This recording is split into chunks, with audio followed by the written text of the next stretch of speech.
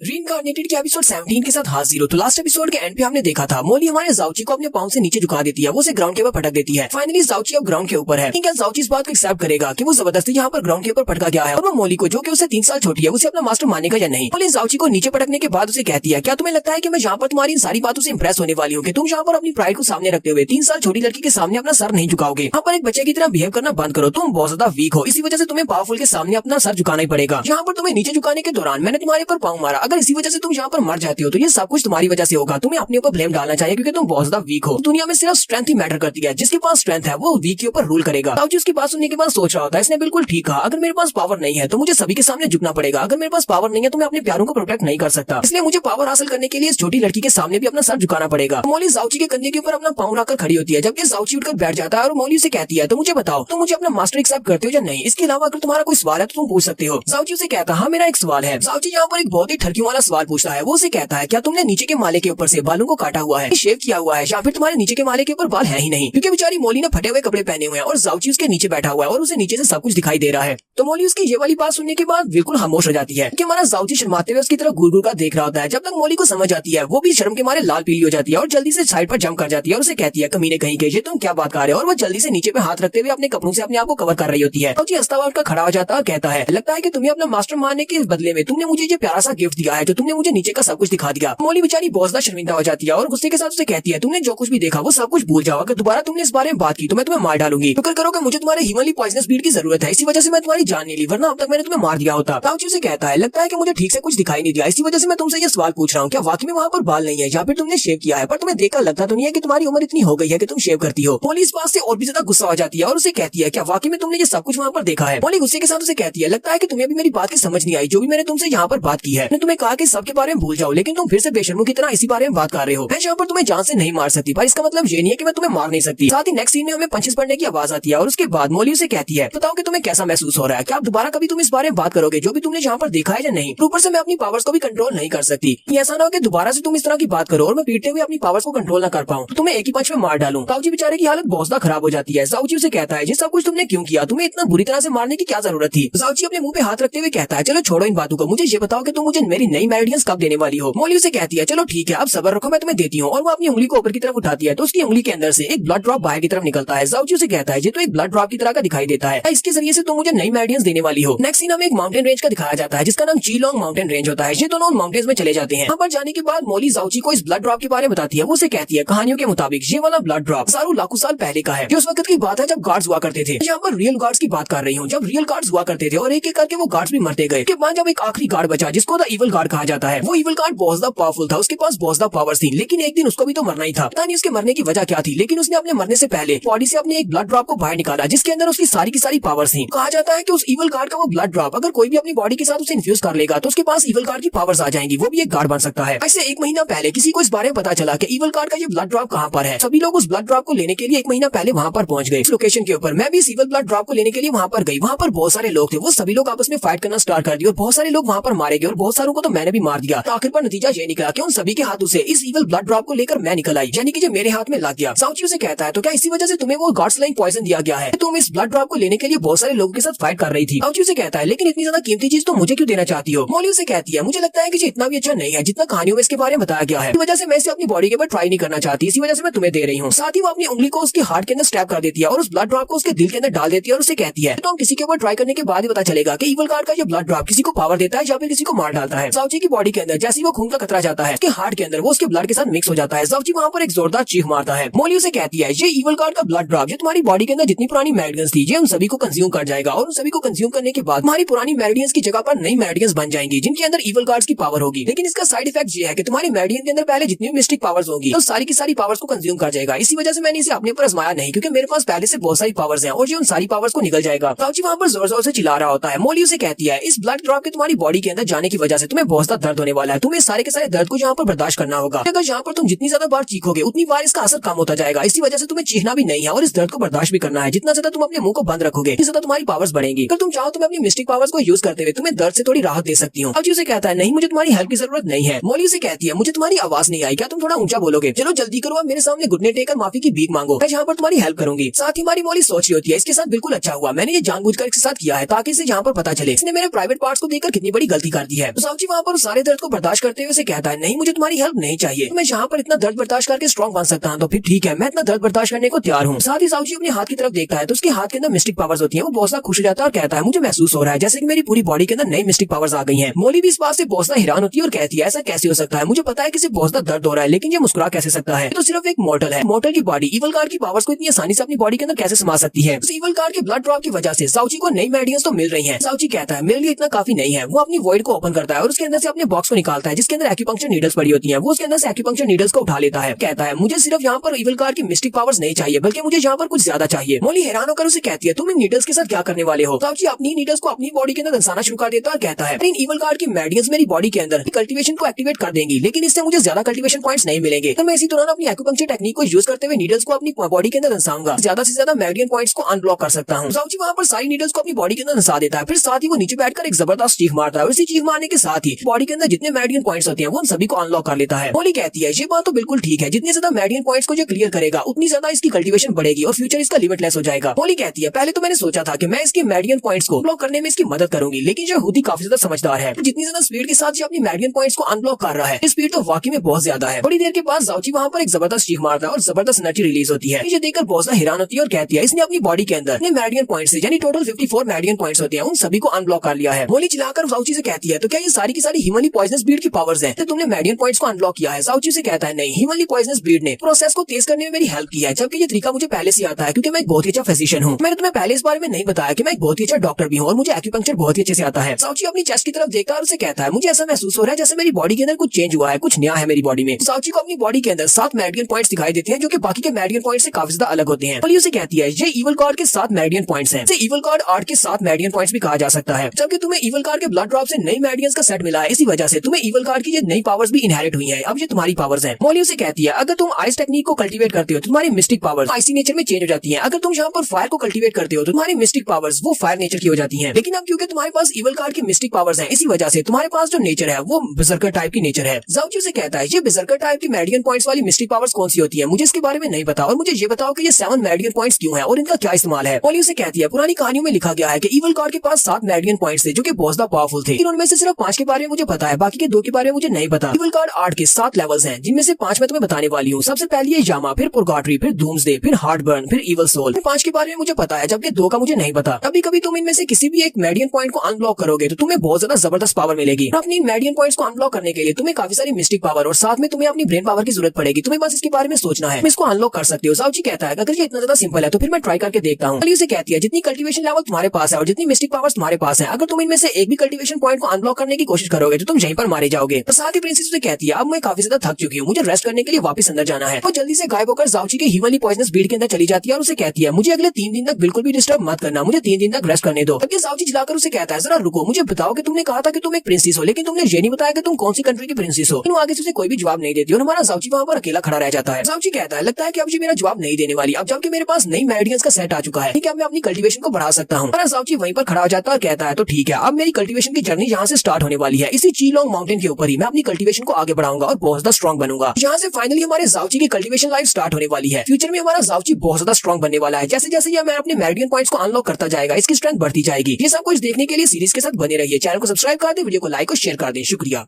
तो रीइंकार्नेटेड की पिछली एपिसोड के एंड पे हमने देखा था कि जाओची के पास उसकी नई मेडियंस का सेट आ चुका है और साथ में उसके पास इवल कार्ड की 7 मेडियन पॉइंट्स भी हैं जिनको अनलॉक करने पर उसे बहुत ज्यादा पावर मिलेगी और वो इस वक्त चीलोंग माउंटेन के ऊपर होता है और कहता है अब मैं यहाँ से अपनी कल्टीवेशन की जर्नी स्टार्ट करने वाला हूँ। ये प्रिंसेस उसकी ह्यूमनली पॉइजनस ब्रीड के अंदर चली जाती है 3 दिन के लिए रेस्ट करने के लिए। एपिसोड की शुरुआत में 7 दिन के बाद का सीन दिखाया जाता है। प्रिंसेस यानी कि मोली पॉइजनस ब्रीड के अंदर रेस्ट कर रही होती है। जब वो अपनी आंखें खोलती है तो वो कहती है मैं तो ह्यूमनली पॉइजनस ब्रीड के अंदर हूँ, लगता है कि मैंने कुछ ज्यादा ही दिन तक रेस्ट कर ली और वो ह्यूमनली पॉइजनस ब्रीड से बाहर निकलती है। मोली बाहर निकलने के बाद कहती है लगता है कि मैंने कुछ ज्यादा ही लंबी नींद ले ली, मैं पूरे 7 दिन तक सोती रही, पता नहीं अब वो बेवकूफ यहाँ पर क्या कर रहा होगा। मोली बाहर निकलने के बाद सामने की तरफ देखती है, सामने एक झरना होता है। जाओची उस झरने के पानी के नीचे ट्रेन कर रहा होता है। झरने का पानी उसकी बॉडी के ऊपर गिरता है। वो यहाँ पर नीचे बैठकर ट्रेन कर रहा है लेकिन जैसी पानी इसके ऊपर गिरता है उस पानी के प्रेशर के साथ उस पानी के अंदर डूब जाता है और डूबने के बाद वहाँ से बाहर निकलता है। मोली चिल्लाकर उसे कहती है बेवकूफ कहीं के, क्या तुम मरना चाहते हो? तुम्हारी कल्टीवेशन इस वक्त एलिमेंट्री रैंक के फर्स्ट लेवल पर है। तुम्हें लगता है कि चश्मे के ऊपर से गिरने वाला पानी उसका प्रेशर इतना कम है कि वो तुम्हें मार नहीं सकता, तुम्हारे पास बहुत ही कम फोर्स है। मोली उसे कहती है अच्छा ठीक है, मैं तुम्हें उठाकर पानी के बाहर ले जाती हूँ। कहते हैं नहीं, मुझे तुम्हारी हेल्प की जरूरत नहीं है, मैं सब कुछ खुद ही कर सकता हूँ। और वो चलता हुआ पानी से बाहर आ जाता है। बाहर आने के बाद मौली उसे कहती है, तो अब ये मत कहना कि पिछले 7 दिन से तुम इसी डेंजरस टेक्निक को अप्लाई करके अपनी कल्टीवेशन को बढ़ाने की कोशिश कर रहे हो। क्या तुम्हें लगता है कि इस तरह तुम्हारी फिजिकल स्ट्रेंथ बढ़ जाएगी? जाओची की हालत काफी ज्यादा खराब होती है। वो उसे कहता है, हाँ बिल्कुल ऐसा ही है, पिछले 7 दिन से मैं यहीं पर इस झरने के नीचे ट्राई कर रहा हूँ अपनी कल्टीवेशन को बढ़ाने की। मौली उसे कहती है, क्या तुमने कभी सोचा है कि कहीं झरने के ऊपर से पानी के साथ कोई छोटा सा पत्थर भी नीचे आएगा तो उसका प्रेशर बहुत ज्यादा होगा। अगर तुम नीचे होगे तो वो तुम्हारी बॉडी के साथ लाकर तुम्हारी बॉडी को 2 टुकड़े भी कर सकता है। तुम यहाँ पर इतनी ज्यादा कोशिश ही क्यों कर रही हो? तुम्हारी कल्टीवेशन आहिस्ता आहिस्ता बढ़ी जाएगी। जाओची उसे कहता है, मुझे बहुत ज्यादा स्ट्रॉन्ग बनना है, अगर मैं स्ट्रॉन्ग नहीं बनूंगा तो फिर मैं अपने प्यारों को कैसे बचा पाऊंगा? मुझे उन लोगों को बचाना है जिनसे मैं प्यार करता हूँ। पिछले 16 साल से क्योंकि मेरी मेरिडियंस ब्लॉक थी, इसी वजह से मैं कल्टीवेट नहीं कर पाया। क्योंकि मुझे मेरी नई मेरिडियंस मिल चुकी है तो मैं एक सेकंड भी गवाना नहीं चाहता, मैं ट्रेनिंग करके अपनी कल्टीवेशन बढ़ाना चाहता हूँ। मौली उसे कहती है, अच्छा ठीक है, मैं तुम्हारी बात को समझ गई। अब जबकि तुम इतना ज्यादा हार्ड वर्क करना ही चाहती हो तो ठीक है, मैं तुम्हें नहीं रोकूंगी, लेकिन उससे पहले इस प्रिंसेस को अपने पहनने के लिए कुछ नए कपड़े चाहिए। जाओ जाकर मेरे लिए नए कपड़े लेकर आओ। मौली उसे कहती है, मुझे अपने लिए एक बहुत ही प्यारी सी ड्रेस चाहिए, एक अंडरवियर चाहिए, बालों पर लगाने के लिए हेयर बैंड भी चाहिए, इसके अलावा जो भी चीज हो वो सब कुछ लेकर आओ। जाओची उसे कहता है, लेकिन तुम्हें कपड़ों की जरूरत ही क्या है? मुझे लगता है कि ये वाले कपड़े काफी ज्यादा अच्छे हैं, इससे कम से कम तुम्हारे नीचे के माले को हवा तो लगती रहेगी। मौली उसकी बात सुनने के बाद गुस्सा हो जाती है और चिल्लाकर उसे कहती है, ठरकी कहेंगे, अब तुम कहाँ पर देख रहे हो, जहाँ पर तुम किस चीज को हवा लगने की बात कर रहे हो? मौली काफी ज्यादा गुस्सा होती है और उसे कहती है, अब अपनी बकवास बंद करो, जल्दी से मेरे लिए कुछ नए कपड़े लेकर आओ, मुझे ये फटे पुराने कपड़े नहीं पहने, तुम ठरकियों की तरह मुझे घूरते रहते हो। जाओची उसे कहता है, अच्छा ठीक है, मुझे तुम्हारी समझ आ गई, पहले मुझे थोड़ा सा रिकवर करने दो, उसके बाद मैं गाँव में जाकर तुम्हारे लिए नए कपड़े ले आऊंगा। जाओची उसे कहता है, अच्छा मुझे ये तो बताओ कि तुम कहाँ से आई हो? तुमने कहा था कि तुम एक प्रिंसेस हो, तुम कौन से किंगडम की प्रिंसेस हो? मौली उसे कहती है, मैं एक प्रिंसेस हूँ, लेकिन मैं किसी किंगडम या फिर किसी कंट्री की प्रिंसेस नहीं हूँ, मैं एक ऐसी जगह से हूँ जो यहाँ से बहुत ज्यादा दूर है। अगर मैं तुम्हें उस जगह के बारे में बताऊंगी तभी तुम्हें इसके बारे में पता नहीं चलेगा कि वो जगह कहाँ पर है, इसी वजह से बेहतर है कि तुम उस बारे में ना ही जानो। जाओची उसे कहता है, तुमने कहा कि तुम यहाँ से बहुत ज्यादा दूर की जगह से हो, तो फिर तुम यहाँ पर फ्लोटिंग क्लाउड सिटी में क्यों आई हो? तुम्हारे पीछे कोई लगा हुआ था जिसकी वजह से तुम यहाँ पर पहुंच आई। मौली उसे कहती है, नहीं मेरा पीछे कौन करेगा, मेरे पीछे जितने भी लोग थे मैंने उन सभी को मार डाला, लेकिन उस फाइट के दौरान मुझे पता ही नहीं चला कि उन लोगों ने कहा मुझे गॉड स्लेइंग पॉइजन दे दिया। ये पॉइजन बहुत ज्यादा खतरनाक है और इसका कोई तोड़ भी नहीं है। फाइट के दौरान तो मुझे इस बारे में जरा भी पता नहीं चला। वहाँ पर बहुत सारी मिस्टिक पावर्स को रिलीज करने के बाद जब ये पॉइजन पूरी तरह से मेरी बॉडी में फैल गया, अब इस पॉइजन को क्योर करने के लिए मुझे कोई ना कोई इलाज तो ढूंढना था। यहाँ पर आने की मेरी एक और भी वजह है, जब वो इवल ब्लड ड्रॉप मेरी बॉडी के अंदर था तब मुझे इवल गार्ड की मेमोरीज पता चली। उन मेमोरीज के मुताबिक इवल गार्ड ने 5 जगहों के ऊपर खजाना छुपाया हुआ है। 5 जगहों में से एक जगह यहाँ पर है, यहीं पर आसपास कहीं पर वो खजाना छुपा हुआ है। साथ ही उन मेमोरीज में मुझे एक और बात पता चली कि वो इवल गार्ड इतना ज्यादा पावरफुल है कि उसने हीवन कॉन्टिनेंट को बनाया है। जाओची बहुत ज्यादा हैरान हो जाता है और कहता है, क्या वाकई में ये बात सच है कि मिस्टिक हीवन कॉन्टिनेंट को इवल गार्ड ने बनाया है जिसका ब्लड ड्रॉप इस वक्त मेरी बॉडी में है? मौली उसे कहती है, क्योंकि वो एक गार्ड है तो वो ऐसा कर सकता है, क्योंकि गार्ड के पास अनलिमिटेड पावर्स होती है। मौली जाओची से कहती है, इस पूरे के पूरे हीवन कॉन्टिनेंट के ऊपर 5 ऐसी जगह है जहाँ पर उसने कुछ स्पेशल ट्रेजर्स को छुपाया हुआ है। इवल गार्ड के इस दुनिया से गायब होने से पहले उसने इन 5 जगहों के ऊपर 5 बीजों को छुपाया था और वो बीज उसकी पावर के रिलेटेड है। और कहानियों में कहा जाता है कि सिर्फ उसका सक्सेसर जो कि इस इवल ब्लड ड्रॉप को अपनी बॉडी में एब्जॉर्ब कर पाएगा, सिर्फ वही उन 5 जगहों को ढूंढ सकता है और उन बीजों को ढूंढकर अपनी बॉडी में उनकी पावर्स को एब्जॉर्ब कर सकता है। जाओची बहुत ज्यादा खुश हो जाता है, कहता है, तो तुम्हारे कहने का मतलब यह है कि उन 5 जगहों को सिर्फ मैं ही ढूंढ सकता हूँ? जाओची उसे कहता है, और मुझे उन बीजों के बारे में बताओ, वो क्या है, उनको कैसे यूज करना है और मुझे उनको कैसे ढूंढना है? मौली उसे कहती है, तुम तो इस बारे में सोचना भी मत, क्योंकि तुम्हारी कल्टीवेशन बहुत ज्यादा लो है, क्योंकि वो इवल गार्ड के बीज है तो उसने उनको जिस भी जगह के ऊपर छुपाया होगा का पैरा बहुत ज्यादा टफ होगा। वहाँ पर जो गार्डियन होगा वो बहुत ज्यादा पावरफुल होगा। हो सकता है कि वहाँ पर कोई एम्परर लेवल का बीस्ट हो जो कि उसको गार्ड कर रहा हो। फिलहाल के लिए हमें इस बारे में बात करने की जरूरत नहीं है क्योंकि तुम उनको नहीं ढूंढ सकते। उसे कहता है, चलो ठीक है, फिलहाल हम इस बारे में नहीं सोचते। और जाओची फिर से झरने के नीचे जाकर बैठ जाता है और अपनी ट्रेनिंग करता है। मौली काफी ज्यादा खुश होती है और कहती है, फाइनली तुमने ये सब कुछ अचीव कर लिया, अब तुम झरने के पानी के नीचे पूरे 23 सेकंड्स के लिए बैठ सकते हो। पिछली बार से तो काफी ज्यादा अच्छा है। जाओची फिर से जाकर अपने कपड़े पहन लेता है। जाओची उसे कहता है, तो कम से कम मेरे पिछले 16 साल से तो काफी ज्यादा अच्छा है। 16 साल से मैं बिल्कुल बेकार था, एक कचरा था, लेकिन अब मेरे पास एलिमेंट्री फर्स्ट लेवल है। मौली उसे कहती है, मुझे याद आया, तुम मेरे लिए नए कपड़े कब लेकर आने वाले हो? जाओची उसे कहता है, मैं तुम्हारे लिए नए कपड़े कभी भी नहीं लेकर आने वाला। पिछली बार जब मैं तुम्हें अपने साथ लेकर नए कपड़े लाने के लिए गया था, मैं वहाँ पर कोई भी ड्रेस पसंद नहीं आई और यहीं पर हमें बैक फ्लैश सीन दिखाया जाता है। जाओची उसके लिए ड्रेस उठाता है और उसे कहता है, ये वाला देखो, क्या तुम्हें ये अच्छा नहीं लगता? उसे कहती है, नहीं, मैं एक प्रिंसेस हूँ और मुझे पर्पल कलर बिल्कुल भी पसंद नहीं है। मैंने आज से पहले कभी पर्पल कलर नहीं पहना और मैं ना ही पर्पल कलर पहनूंगी। जाओची उसके लिए एक और ड्रेस उठाता है और उसे कहता है, इसके बारे में क्या ख्याल है? उसे कहती है, तुम्हें ये सारा कचरा कहाँ से मिल रहा है? ये तो बहुत ही लो क्वालिटी के कपड़े हैं, मैं इतनी लो क्वालिटी के कपड़े नहीं पहन सकती, मैं एक प्रिंसेस हूँ, कोई अच्छा सा स्टफ लेकर आओ। उसे कहता है, इस पूरी रिमोट विलेज के अंदर सिर्फ एक ही शॉप है और जो हाई क्वालिटी कपड़ों की शॉप है, और तुम्हें यहाँ पर इससे ज्यादा बेहतर कपड़े तो नहीं मिल सकते। तो मौली उसे कहती है, अगर वाकई में यहाँ पर इतनी ज्यादा लो क्वालिटी के कपड़े होने वाले हैं तो इसकी बजाय मैं नंगा रहना पसंद करूंगी, घटिया कपड़े मैं नहीं पहनने वाली। जाओची उसकी बात सुनने के बाद जल्दी से भागता हुआ जाता है और अंदर से जाकर एक अंडरवियर उठा लाता है और उसे कहता है, जरा इसकी तरफ देखो, नंगा रहने से ये पहन लेना ज्यादा बेहतर है, चलो जल्दी से पहन कर दिखाओ। तो इस बार मौली बहुत ज्यादा गुस्सा आ जाती है और चिल्लाकर उसे कहती है, कमीने कहीं के तुम फिर से ठरकियों वाली हरकतों पर उतर आए हो, मैं वाकई में लगता है कि मैं तुम्हें नहीं मार सकती। सीन हमारा फिर से प्रेजेंट में आ जाता है। जाओची मौली से कहता है, अब जब तुम्हें उस छोटे गाँव की शॉप में से कोई भी ड्रेस पसंद नहीं आई, तुम्हें इंतजार करना पड़ेगा। अभी मैं न्यू मून सिटी की तरफ जा रहा हूँ, जब हम वहाँ पर पहुंचेंगे वहाँ से तुम्हारे लिए नए कपड़े ले लेंगे। मौली से कहती है, चलो ठीक है, फिर अपने न्यू मून सिटी की तरफ चलते हैं। उसी वक्त मौली को कुछ महसूस होता है। मौली से कहती है, यहीं करीब में कुछ बहुत ही पावरफुल लोग हैं। जाओची से कहता है, कहाँ पर है? मुझे तो कुछ भी सेंस नहीं हो रहा। मौली से कहती है, जरा आसमान की तरफ देखो, वहाँ पर 4 लोग हैं जो कि काफी ज्यादा पावरफुल हैं। वो लोग मिस्टिक वॉइड फ्लाई टेक्निक को यूज कर रहे हैं। मौली जाओची को बताती है कि वहाँ पर टोटल 5 लोग हैं, उनमें से 4 लोग जो कि आगे हैं।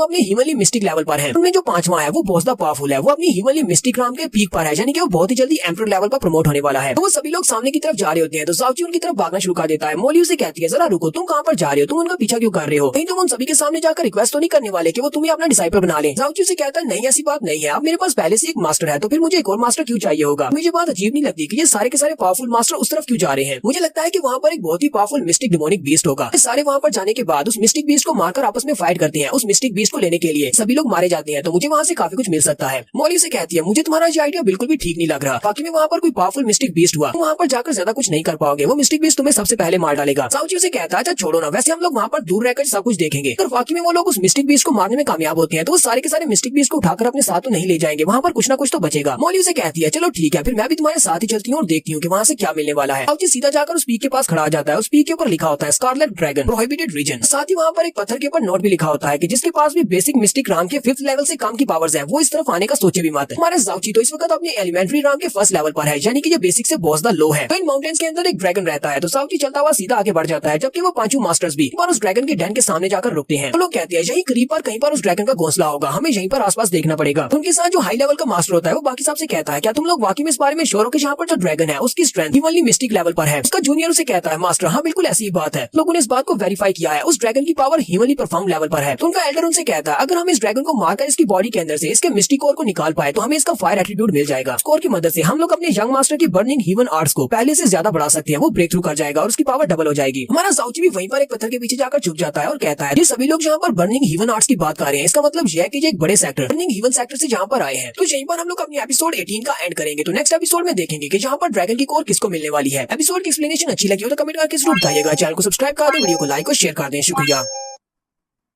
रीइंकार्नेटेड के एपिसोड 19 के साथ हाजिर हूं। तो लास्ट एपिसोड के एंड पे हमने देखा था ज़ाओची 5 एल्डर्स का पीछा कर रहा होता है, वो पांचों बर्निंग ह्यूमन सेक्टर से होती हैं और वो लोग यहाँ पर एक ड्रैगन का शिकार करने के लिए आए हैं। ज़ाओची वहीं पर उनके पास ही जाकर एक पत्थर के पीछे छुप जाता है, तो उनमें से एक उसे नोटिस कर लेता है। वो अपने ग्रेट एल्डर से कहता है, ग्रेट एल्डर मुझे अभी भी महसूस हुआ है कि एक लड़का हमारा पीछा कर रहा है, वो वहाँ पर पत्थर के पीछे छुपा हुआ है, लेकिन वो बहुत ज्यादा कमजोर है, वो तो सिर्फ अपनी एलिमेंट्री मिस्टिक राम पर है। लगता है कोई छोटा सा कीड़ा हमारा पीछा कर रहा है ताकि उसे यहाँ से कुछ ना कुछ फायदा हो जाए, क्योंकि अगर हम लोग यहाँ पर किसी मिस्टिक बीस्ट को मार देते हैं, उसकी बची कुछ हड्डियां भी उसे मिल जाए तो उसका काफी ज्यादा फायदा हो जाएगा। लेकिन अगर उस लड़के को मरने की बहुत ज्यादा जल्दी है तो आप मुझे ऑर्डर से मैं अभी उसकी ख्वाहिश पूरी कर देता हूँ। एल्डर से कहते हैं, तुमने तो कहा कि वो भी सिर्फ अपनी एलिमेंट्री राम पर है, तो हमें किसी ऐसे कमजोर लड़के पर अपनी एनर्जी वेस्ट नहीं करनी चाहिए। अगर हम किसी कमजोर लड़के को मारेंगे तो इससे हमारा नाम खराब होगा, क्योंकि हम लोग काफी हाई लेवल पर हैं। तो ज़ाओची भी उनकी बातें सुन लेता और कहता है, इन लोगों ने तो मुझे बहुत ही जल्दी ढूंढ भी लिया, मुझे लगा था कि मैं छुपकर इनसे कुछ ना कुछ फायदा हासिल कर सकता हूँ। ज़ाओची कहता है, मैं यहाँ से वापस इसलिए नहीं जाना चाहता था क्योंकि मुझे यहाँ से काफी सारा फायदा हो सकता था, लेकिन मैं यहाँ पर रुकना भी नहीं चाहता, क्योंकि अगर मैं यहाँ पर रुकूंगा तो ये पांचवा एल्डर मुझे ही मार डालेंगे। ज़ाओची जैसे वहाँ से वापस मुड़ने लगता है, उसी वक्त उसे एक जोरदार झटका लगता है। वो अपने हार्ट के ऊपर हाथ रख लेता है और साथ ही उसके जो ह्यूमनली मिस्टिक ब्रीड होता है वो भी चमक रहा होता है। ज़ाओची कहता है, ये तो बहुत ही अजीब सी फीलिंग है, मुझे ऐसा महसूस हो रहा है जैसे कोई चीज मुझे अपनी तरफ खींच रही है, कोई चीज मुझे बुला रही है। साथ ही ज़ाओची अपने हाथ की तरफ देखता है तो उसके हाथ के ऊपर जो ह्यूमनली पॉइजनस ब्रीड होता है वो चमक रहा होता है। ज़ाओची कहता है, अब इसके साथ क्या मसला है, क्योंकि जैसे डिवाइन ट्रेजर्स की तरफ इशारा कर सकता है तो उसका हाथ से सामने की तरफ इशारा करता है। ज़ाओची कहता है, लगता है कि वो स्पेशल चीज वहाँ पर सामने है, ऊपर से मुझे बुलावा आ रहा है, कोई चीज मुझे वहाँ पर बुला रही है। ज़ाओची कहता है, तो मुझे वहाँ पर जाकर देखना ही पड़ेगा कि वहाँ पर क्या है। अपने ह्यूमनली मिस्टिक ब्रीड के अंदर से स्टार हर्ब को बाहर निकालता है, जिसकी मदद से वो इनविंसिबल हो सकता है। लास्ट टाइम इसने 2 जड़ी बूटियां रखी थी, एक को खा लिया था जब ये अपने ज़ाओलोंग को मारने के लिए गया था, और दूसरी वाली अभी इसके पास थी। ज़ाओची कहता है, ये जड़ी बूटी बहुत ज्यादा कीमती है, लेकिन क्या किया जा सकता है, मुझे इसे खाना ही पड़ेगा। अगर मैं उस ड्रैगन या फिर इन पांचों मास्टर्स की नजर से बचे बिना वहाँ पर जाकर उस ट्रेजर को देखना चाहता हूँ, तो मुझे इसको खाना पड़ेगा। ज़ाओची जल्दी से अपनी स्टार हर्ब को खा जाता है। यहीं से हमारा नेक्स्ट सीन ड्रैगन की गुफा का दिखाया जाता है। एक बड़ी सी पहाड़ी के अंदर एक गुफा होती है, वो पांचों मास्टर उस गुफा के सामने जाकर खड़े हो जाते हैं। लोग कहते हैं, लगता है कि हम लोग इस जगह पर पहुंच जाए हैं, उस ड्रैगन की यही गुफा होगी, वो ड्रैगन यहीं पर अंदर ही होगा। में से एक एल्डर कहता है, हमारी इन्फॉर्मेशन बिल्कुल ठीक थी, इस बड़ी सी गुफा के अंदर मुझे महसूस हो रहा है एक बड़ा सा मिस्टिक बीस्ट है जो कि फायर टाइप का है, उसके पास फायर टाइप के एट्रीब्यूट है। वो सभी लोग उस गुफा के अंदर नहीं जाना चाहते क्योंकि वहाँ पर कुछ ट्रैप्स हो सकती हैं। तो उनमें से एक एल्डर कहता है, चलो ठीक है, फिर हम लोग उस ड्रैगन को बाहर बुला लेते हैं। वो अपनी बड़ी सी तलवार को निकालते हैं और अपनी तलवार को घुमाते हुए अपने फायर एट्रीब्यूट को यूज करते हैं और फायर का एक बड़ा सा ड्रैगन बनाते हैं और उसके साथ गुफा के बाहर एक अटैक करते हैं। गुफा के बाहर एक बहुत जबरदस्त धमाका होता है। वहाँ पर गुफा के बाहर एक धमाका होता है, उसी वक्त गुफा के अंदर ड्रैगन की आंखें चमकती हैं और वो एक जबरदस्त रोल लगाता है। वो सभी लोग बहुत ज्यादा हैरान होते हैं। ज़ाओची भी अपने कानों पे हाथ रख लेता है और कहता है, ये तो वाकई में बहुत ही पावरफुल ड्रैगन की रोर है। हालांकि मैं उस ड्रैगन की गुफा से बहुत ज्यादा दूर हूँ, लेकिन फिर भी मुझे यहाँ पर उसका किलिंग इंटेंट महसूस हो रहा है। ग्रेट एल्डर चिल्लाकर बाकी के साथियों से कहते हैं, चलो जल्दी से तैयार हो जाओ, वो बड़ा ड्रैगन बाहर आ रहा है। ड्रैगन वहाँ पर अपनी गुफा के अंदर से अपने मुंह से फायर छोड़ता है और उन सभी के ऊपर अटैक करता है। तो वो सभी लोग जल्दी से साइड पर हट जाते हैं। तो ड्रैगन अपनी गुफा से बाहर निकल आया है, फायर टाइप का ड्रैगन है और इसके मुंह से फायर निकलती है। ड्रैगन बात भी कर सकता है। वो उनसे कहता है, तुम कमीने इंसान हो, तुम्हारी हिम्मत कैसे हुई इस किंग की नींद को खराब करने की। ग्रेट एल्डर उस ड्रैगन को देखकर बहुत ज्यादा खुश होती है और कहती है, ये खबर तो वाकई में बिल्कुल सही निकली, हमने सोचा नहीं था कि यहाँ पर हमारा सामना एक रियल ड्रैगन के साथ होगा, ये तो एक रियल ड्रैगन बीस्ट है। ग्रेट एल्डर ड्रैगन से कहती है, तो मैं तुम्हारी बहुत ज्यादा रिस्पेक्ट करता हूँ क्योंकि तुम एक रियल ड्रैगन हो, तुम एक मौका दिखा देता हूँ, अपने आप अपनी बॉडी से अपना ड्रैगन कोर निकाल कर मुझे दे दो। अगर तुम ऐसा करते हो तो तुम्हारे मरने के बाद मैं तुम्हारी बॉडी को डिस्ट्रॉय नहीं करूंगा। जबकि वो ड्रैगन उसे कहता है, तुम सभी इंसान बहुत ज्यादा लालची हो, तुम्हें मेरा ड्रैगन कोर चाहिए, तुम्हारी लालच के चलते तुम लोग यहाँ तक पहुंच आए, तो तुम्हें अपनी लालच की सजा जरूर मिलेगी। और साथ ही वो अपनी पावर्स को रिलीज करता है। ड्रैगन अपनी पूरी बॉडी को फायर से कवर कर लेता है और उनसे कहता है, लालची इंसानों, मैं तुम सभी को यहीं पर जलाकर खाक कर दूंगा। यहाँ पर 5 एल्डर होते हैं, वो पांचों अलग अलग साइड से उसके ऊपर अटैक करते हैं। जबकि ड्रैगन अपने मुंह से फायर बॉल्स छोड़ रहा होता है। ग्रेट एल्डर और बाकी के सभी लोग उसकी फायर बॉल्स को ब्लॉक करते हैं और कहते हैं, ड्रैगन की फायर तो काफी ज्यादा पावरफुल है, तो ये सारे के सारे फायर बर्निंग सेक्टर्स हैं, इसी वजह से इनके पास भी फायर की टेक्निक्स हैं। ग्रेट एल्डर जल्दी से अपनी तलवार निकालते हैं और अपनी फायर स्वॉर्ड मेथड को यूज करते हुए बहुत सारी स्लैशेस लगाते हैं उस ड्रैगन के ऊपर। जबकि ड्रैगन अपने पंख को सामने करते हुए उसके अटैक्स को ब्लॉक करता है। ग्रेट एल्डर अपने बाकी के साथियों से कहते हैं, सभी लोग इसी मूव को यूज करो, अपनी फायर स्वॉर्ड मेथड को यूज करते हुए चारों तरफ से इसके ऊपर अटैक करो। वो चारों उसे कहते हैं, ठीक है ग्रेट एल्डर। वो सभी लोग ड्रैगन के चारों तरफ फैल जाते हैं, अपनी फायर टेक्निक को यूज करते हुए उसके ऊपर बार बार अपनी फायर टेक्निक के साथ अटैक करते हैं। वो ड्रैगन के ऊपर बहुत सारे फायर अटैक्स करते हैं। लिन फेंग भी चलता हुआ उसकी गुफा के करीब जा रहा होता है। लिन फेंग कहता है, वो लोग काफी दूर फाइट कर रहे हैं, लेकिन फिर भी उनकी बैटल के अंदर से जो हीट निकल रही है वो तो बहुत ज्यादा है। ज़ाओची कहता है, पर जितना मुझे दिखाई देता है ये ड्रैगन उन 5 एल्डर्स के हाथों से हारने वाला है, क्योंकि ये ड्रैगन उनके सामने नहीं टिक पाएगा। मॉली बाहर निकलती है और उसे कहती है, तुम बेवकूफ हो, ऐसा नहीं होने वाला, तुम्हें इस ड्रैगन को अंडर एस्टिमेट करने की जरूरत नहीं है। ये ड्रैगन बहुत ज्यादा पावरफुल है, ड्रैगन की इंटेलिजेंस इंसानों के बराबर होती है और बाज़ दफा तो इनकी इंटेलिजेंस इंसानों से भी ज्यादा बढ़ जाती है। तो इस वक्त जिस ड्रैगन को तुम देख रहे हो जो कि एल्डर से फाइट कर रहा है, ये ड्रैगन यहाँ पर एक्टिंग कर रहा है, ये इतना कमजोर है नहीं जितना ये अपने आप को शो करवा रहा है। इसने अपनी पावर्स को छुपाया हुआ है। बर्निंग हीवन सेक्टर के एल्डर्स भी काफी ज्यादा स्ट्रॉन्ग है, लेकिन वो इसका मुकाबला नहीं कर सकते, क्योंकि ये ड्रैगन एक रियल ड्रैगन है। ना सिर्फ ये एक रियल ड्रैगन है, बल्कि इसका कल्टीवेशन लेवल भी एम्पर लेवल पर है। ज़ाओची से कहता है, तो तुम्हारे कहने का मतलब यह है कि ये ड्रैगन अपनी कल्टीवेशन में एम्पर लेवल पर है। इसका मतलब यह है कि जो 5 एल्डर्स मिलकर भी इसको नहीं हरा पाएंगे। ड्रैगन तो इन इंसानों से भी ज्यादा धोखेबाज निकला, जो कि अपनी पावर्स को छुपाकर इनसे फाइट कर रहा है। ज़ाओची जैसे जैसे चलता हुआ आगे की तरफ बढ़ रहा होता है, उसी वक्त उसे और भी ज्यादा फीलिंग आना शुरू होती है। ज़ाओची कहता है, मुझे लगता है कि मुझे जो चीज अपनी तरफ बुला रही है वो बहुत ज्यादा करीब है। तो सामने की तरफ देखता है तो उसे पता चलता है कि वो जो भी चीज है वो उस ड्रैगन के घोंसले के अंदर है, यानी कि उसी केव के अंदर। ज़ाओची कहता है, तो मुझे उस ड्रैगन की डन के अंदर जाना पड़ेगा। 5 एल्डर अभी भी उस ड्रैगन के साथ फाइट कर रही होती है और उसे उन सभी को उस ड्रैगन से फाइट करने में काफी ज्यादा मुश्किल हो रही होती है। ज़ाओची जैसे तैसे करते हुए उस ड्रैगन के घोंसले के बहुत ज्यादा करीब पहुंच जाता है और वहीं पर एक पत्थर के पीछे छुपा होता है। मॉली ज़ाओची से कहती है, कहीं तुम पागल तो नहीं हो गए, तुम्हारे दिमाग में क्या घुस गया है जो तुम भागते हुए यहाँ पर आगे बढ़ रहे हो? क्या तुम्हें लगता है कि ड्रैगन के घोंसले के अंदर घुसना इतना ज्यादा आसान है? फिर उन लोगों की फाइट के दौरान कोई भी अटैक तुम्हारे ऊपर गिरा तो तुम मरोगे। उम्मीद करो कि उनके अटैक के गिरने से पहले ड्रैगन तुम्हें ना देख ले। ज़ाओची से कहता है, तुम्हें परेशान होने की जरूरत नहीं है, अगर वो ड्रैगन अपनी कल्टीवेशन में एम्पर लेवल पर ही क्यों ना हो, यानी स्टार हब को यूज करके अपने आप को इनविंसिबल किया हुआ है, वो भी मुझे देख नहीं सकता। ड्रैगन की केव के अंदर कोई ऐसा खजाना है जो कि मुझे चाहिए, वो मुझे बुला रहा है, इसी वजह से मुझे उस खजाने को देखने के लिए जाना ही पड़ेगा। मॉली ज़ाओची से कहती है, जितना मुझे तुम्हारी स्टार हब के बारे में पता है कि इस जड़ी बूटी का इफेक्ट खत्म हो जाएगा जैसे तुम्हारे ऊपर कोई अटैक लैंड करेगा। तुम्हें इस बात का जरा भी डर नहीं है कि वो ड्रैगन कहीं तुम्हें देख ना ले और उस ड्रैगन की आग तुम्हारे ऊपर गिर जाए और अचानक से तुम्हारे ऊपर से ये इनविंसिबल शील्ड है जो खत्म हो जाएगी। ज़ाओची से कहता है, क्या तुमने इस बात को नोटिस नहीं किया, वो ड्रैगन अपने घोंसले से काफी दूर जाकर फाइट कर रहा है और कोई भी अटैक अपने घोंसले की तरफ नहीं आने दे रहा है। इसका मतलब यह है कि उसके घोंसले के अंदर कुछ ना कुछ ऐसा स्पेशल है जिसको वो प्रोटेक्ट करना चाहता है। वो नहीं चाहता कि उसका घोंसला यहाँ पर बर्बाद हो। मुझे जरा भी परेशानी नहीं है, मैं आसानी से वहाँ पर जा सकता हूँ। मॉली से कहती है, लेकिन मुझे अभी भी डर है, कहीं ऐसा ना हो कि वो ड्रैगन अपने फायरबॉल को तुम्हारे पर फेंक दे या फिर गलती से वो फायरबॉल तुम्हारे पर गिर जाए। ज़ाओची से कहता है, तुम तो कुछ ज्यादा ही अपशुगनी वाली बातें कर रही हो। क्यों लगता है कि मैं इतना ज्यादा अनलकी हूँ कि इतनी बड़ी बैटल फील्ड में उसका फायरबॉल सिर्फ मेरे ऊपर ही आकर गिरेगा। ज़ाओची अभी वहीं पर खड़ा होता है। उसी वक्त वो 5 एल्डर जब उसके साथ फाइट कर रही होती है तो उसी वक्त ड्रैगन का एक फायरबॉल सीधा ज़ाओची की तरफ आता है। ज़ाओची कहता है, ये क्या, हमारी जुबान तो बहुत ज्यादा काली है, एक फायरबॉल मेरी तरफ ही आ रहा है और वो जल्दी से जंप करते हुए उसको अवॉइड करता है। ज़ाओची उसको अवॉइड करने के बाद कहता है, ये तो बहुत ज्यादा क्लोज है, अगर मेरे ऊपर गिरता तो मैं तो यहीं पर मर जाता। ज़ाओची कहता है, चलो शुक्र है कि मेरे रिफ्लेक्सेस एक बिल्ली की तरह बहुत ज्यादा तेज है और मैंने जल्दी से उस अटैक को अवॉइड कर लिया। फिर साथ ही ज़ाओची को वहाँ पर खुशबू आती है। ज़ाओची कहता है, यहाँ पर भुने हुए मीट की खुशबू क्यों आ रही है? अपने आसपास सूंघना शुरू करता है और कहता है, लगता है कोई यहाँ पर मीट को भून रहा है। मॉली चलाकर उसे कहती है, बेवकूफ कहीं के, जल्दी से अपने पिछवाड़े पे देखो, तुम्हारा पिछवाड़ा जल रहा है। ज़ाओची भी चलाना शुरू कर देता है और कहता है, ये क्या, मेरा पिछवाड़ा तो वाकई में जल रहा है, और वो आग को बुझाना स्टार्ट करता है। आग बुझाने के बाद ज़ाओची सामने की तरफ देखता है और कहता है, इस ड्रैगन के घोंसले के बाहर कोई भी ट्रैप नहीं है और ना ही यहाँ पर कोई और दूसरा मिस्टिक बीस्ट है, ये सेफ है। अब मुझे बड़ी स्पीड से भागते हुए घोंसले के अंदर जाना होगा। उस पत्थर को छोड़कर बड़ी स्पीड के साथ अब सीधा घोंसले की तरफ आगे बढ़ रहा है। ज़ाओची कहता है, मैं यहाँ से वापस नहीं मुड़ सकता, पत्थर से इस घोंसले तक का फासला काफी ज्यादा है, लेकिन मुझे लगता है कि मैं अपनी स्पीड को यूज करते हुए उस ड्रैगन की नजर में आए बिना इस घोंसले के अंदर जा सकता हूँ। ज़ाओची का हिसाब बिल्कुल ठीक होता है। ज़ाओची बड़ी स्पीड के साथ उस घोंसले के अंदर चला जाता है, लेकिन जैसे वो घोंसले के अंदर जाता है उसी वक्त ड्रैगन उस तरफ देखता और कहता है, मुझे अभी भी कुछ महसूस हुआ जैसे कि कोई चीज मेरे घोंसले के अंदर गई है। ड्रैगन अपनी केव की तरफ देख रहा होता है कि उसी वक्त ग्रेट एल्डर चिल्लाकर उसे कहते हैं, क्या तुम्हें लगता है कि फाइट के दौरान अपने घर की तरफ देखना चाहिए? साथ ही ग्रेट एल्डर अपनी तलवार को घुमाते हुए उसके ऊपर एक जबरदस्त स्लैश लगाते हैं। ग्रेट एल्डर उसे कहते हैं, अगर तुमने इस फाइट पर ध्यान नहीं दिया और फाइट के दौरान दूसरी तरफ देखते रहे तभी नहीं चलेगा कब मैं तुम्हारा सर काट दूंगा। ड्रैगन अभी भी इसी बारे में सोच रहा होता है। ड्रैगन कहता है, मैंने वहाँ पर किसी को तो जाते हुए देखा है, जहाँ पर फाइट की वजह से मुझे जहाँ पर चीजें दिख रही है जो दिखनी नहीं चाहिए। जो भी हो, मुझे जहाँ पर इस फाइट को जल्दी से खत्म करना होगा ताकि मैं वापस से अपनी केव में जाकर देख सकूं क्या वाकई में वहाँ पर कोई गया है या नहीं, कहीं कोई मेरा खजाना तो नहीं चोरी करने वाला। तो यहाँ पर हम लोग अपनी एपिसोड 19 का एंड करेंगे। तो नेक्स्ट एपिसोड में देखेंगे क्या है वहाँ पर कौन सा खजाना है जो कि हमारे ज़ाओची को मिलने वाला है। तो एपिसोड 19 की एक्सप्लेनेशन अच्छी लगी हो तो कमेंट करके जरूर बताइएगा। चैनल को सब्सक्राइब कर दे, वीडियो को लाइक और शेयर कर दे। शुक्रिया।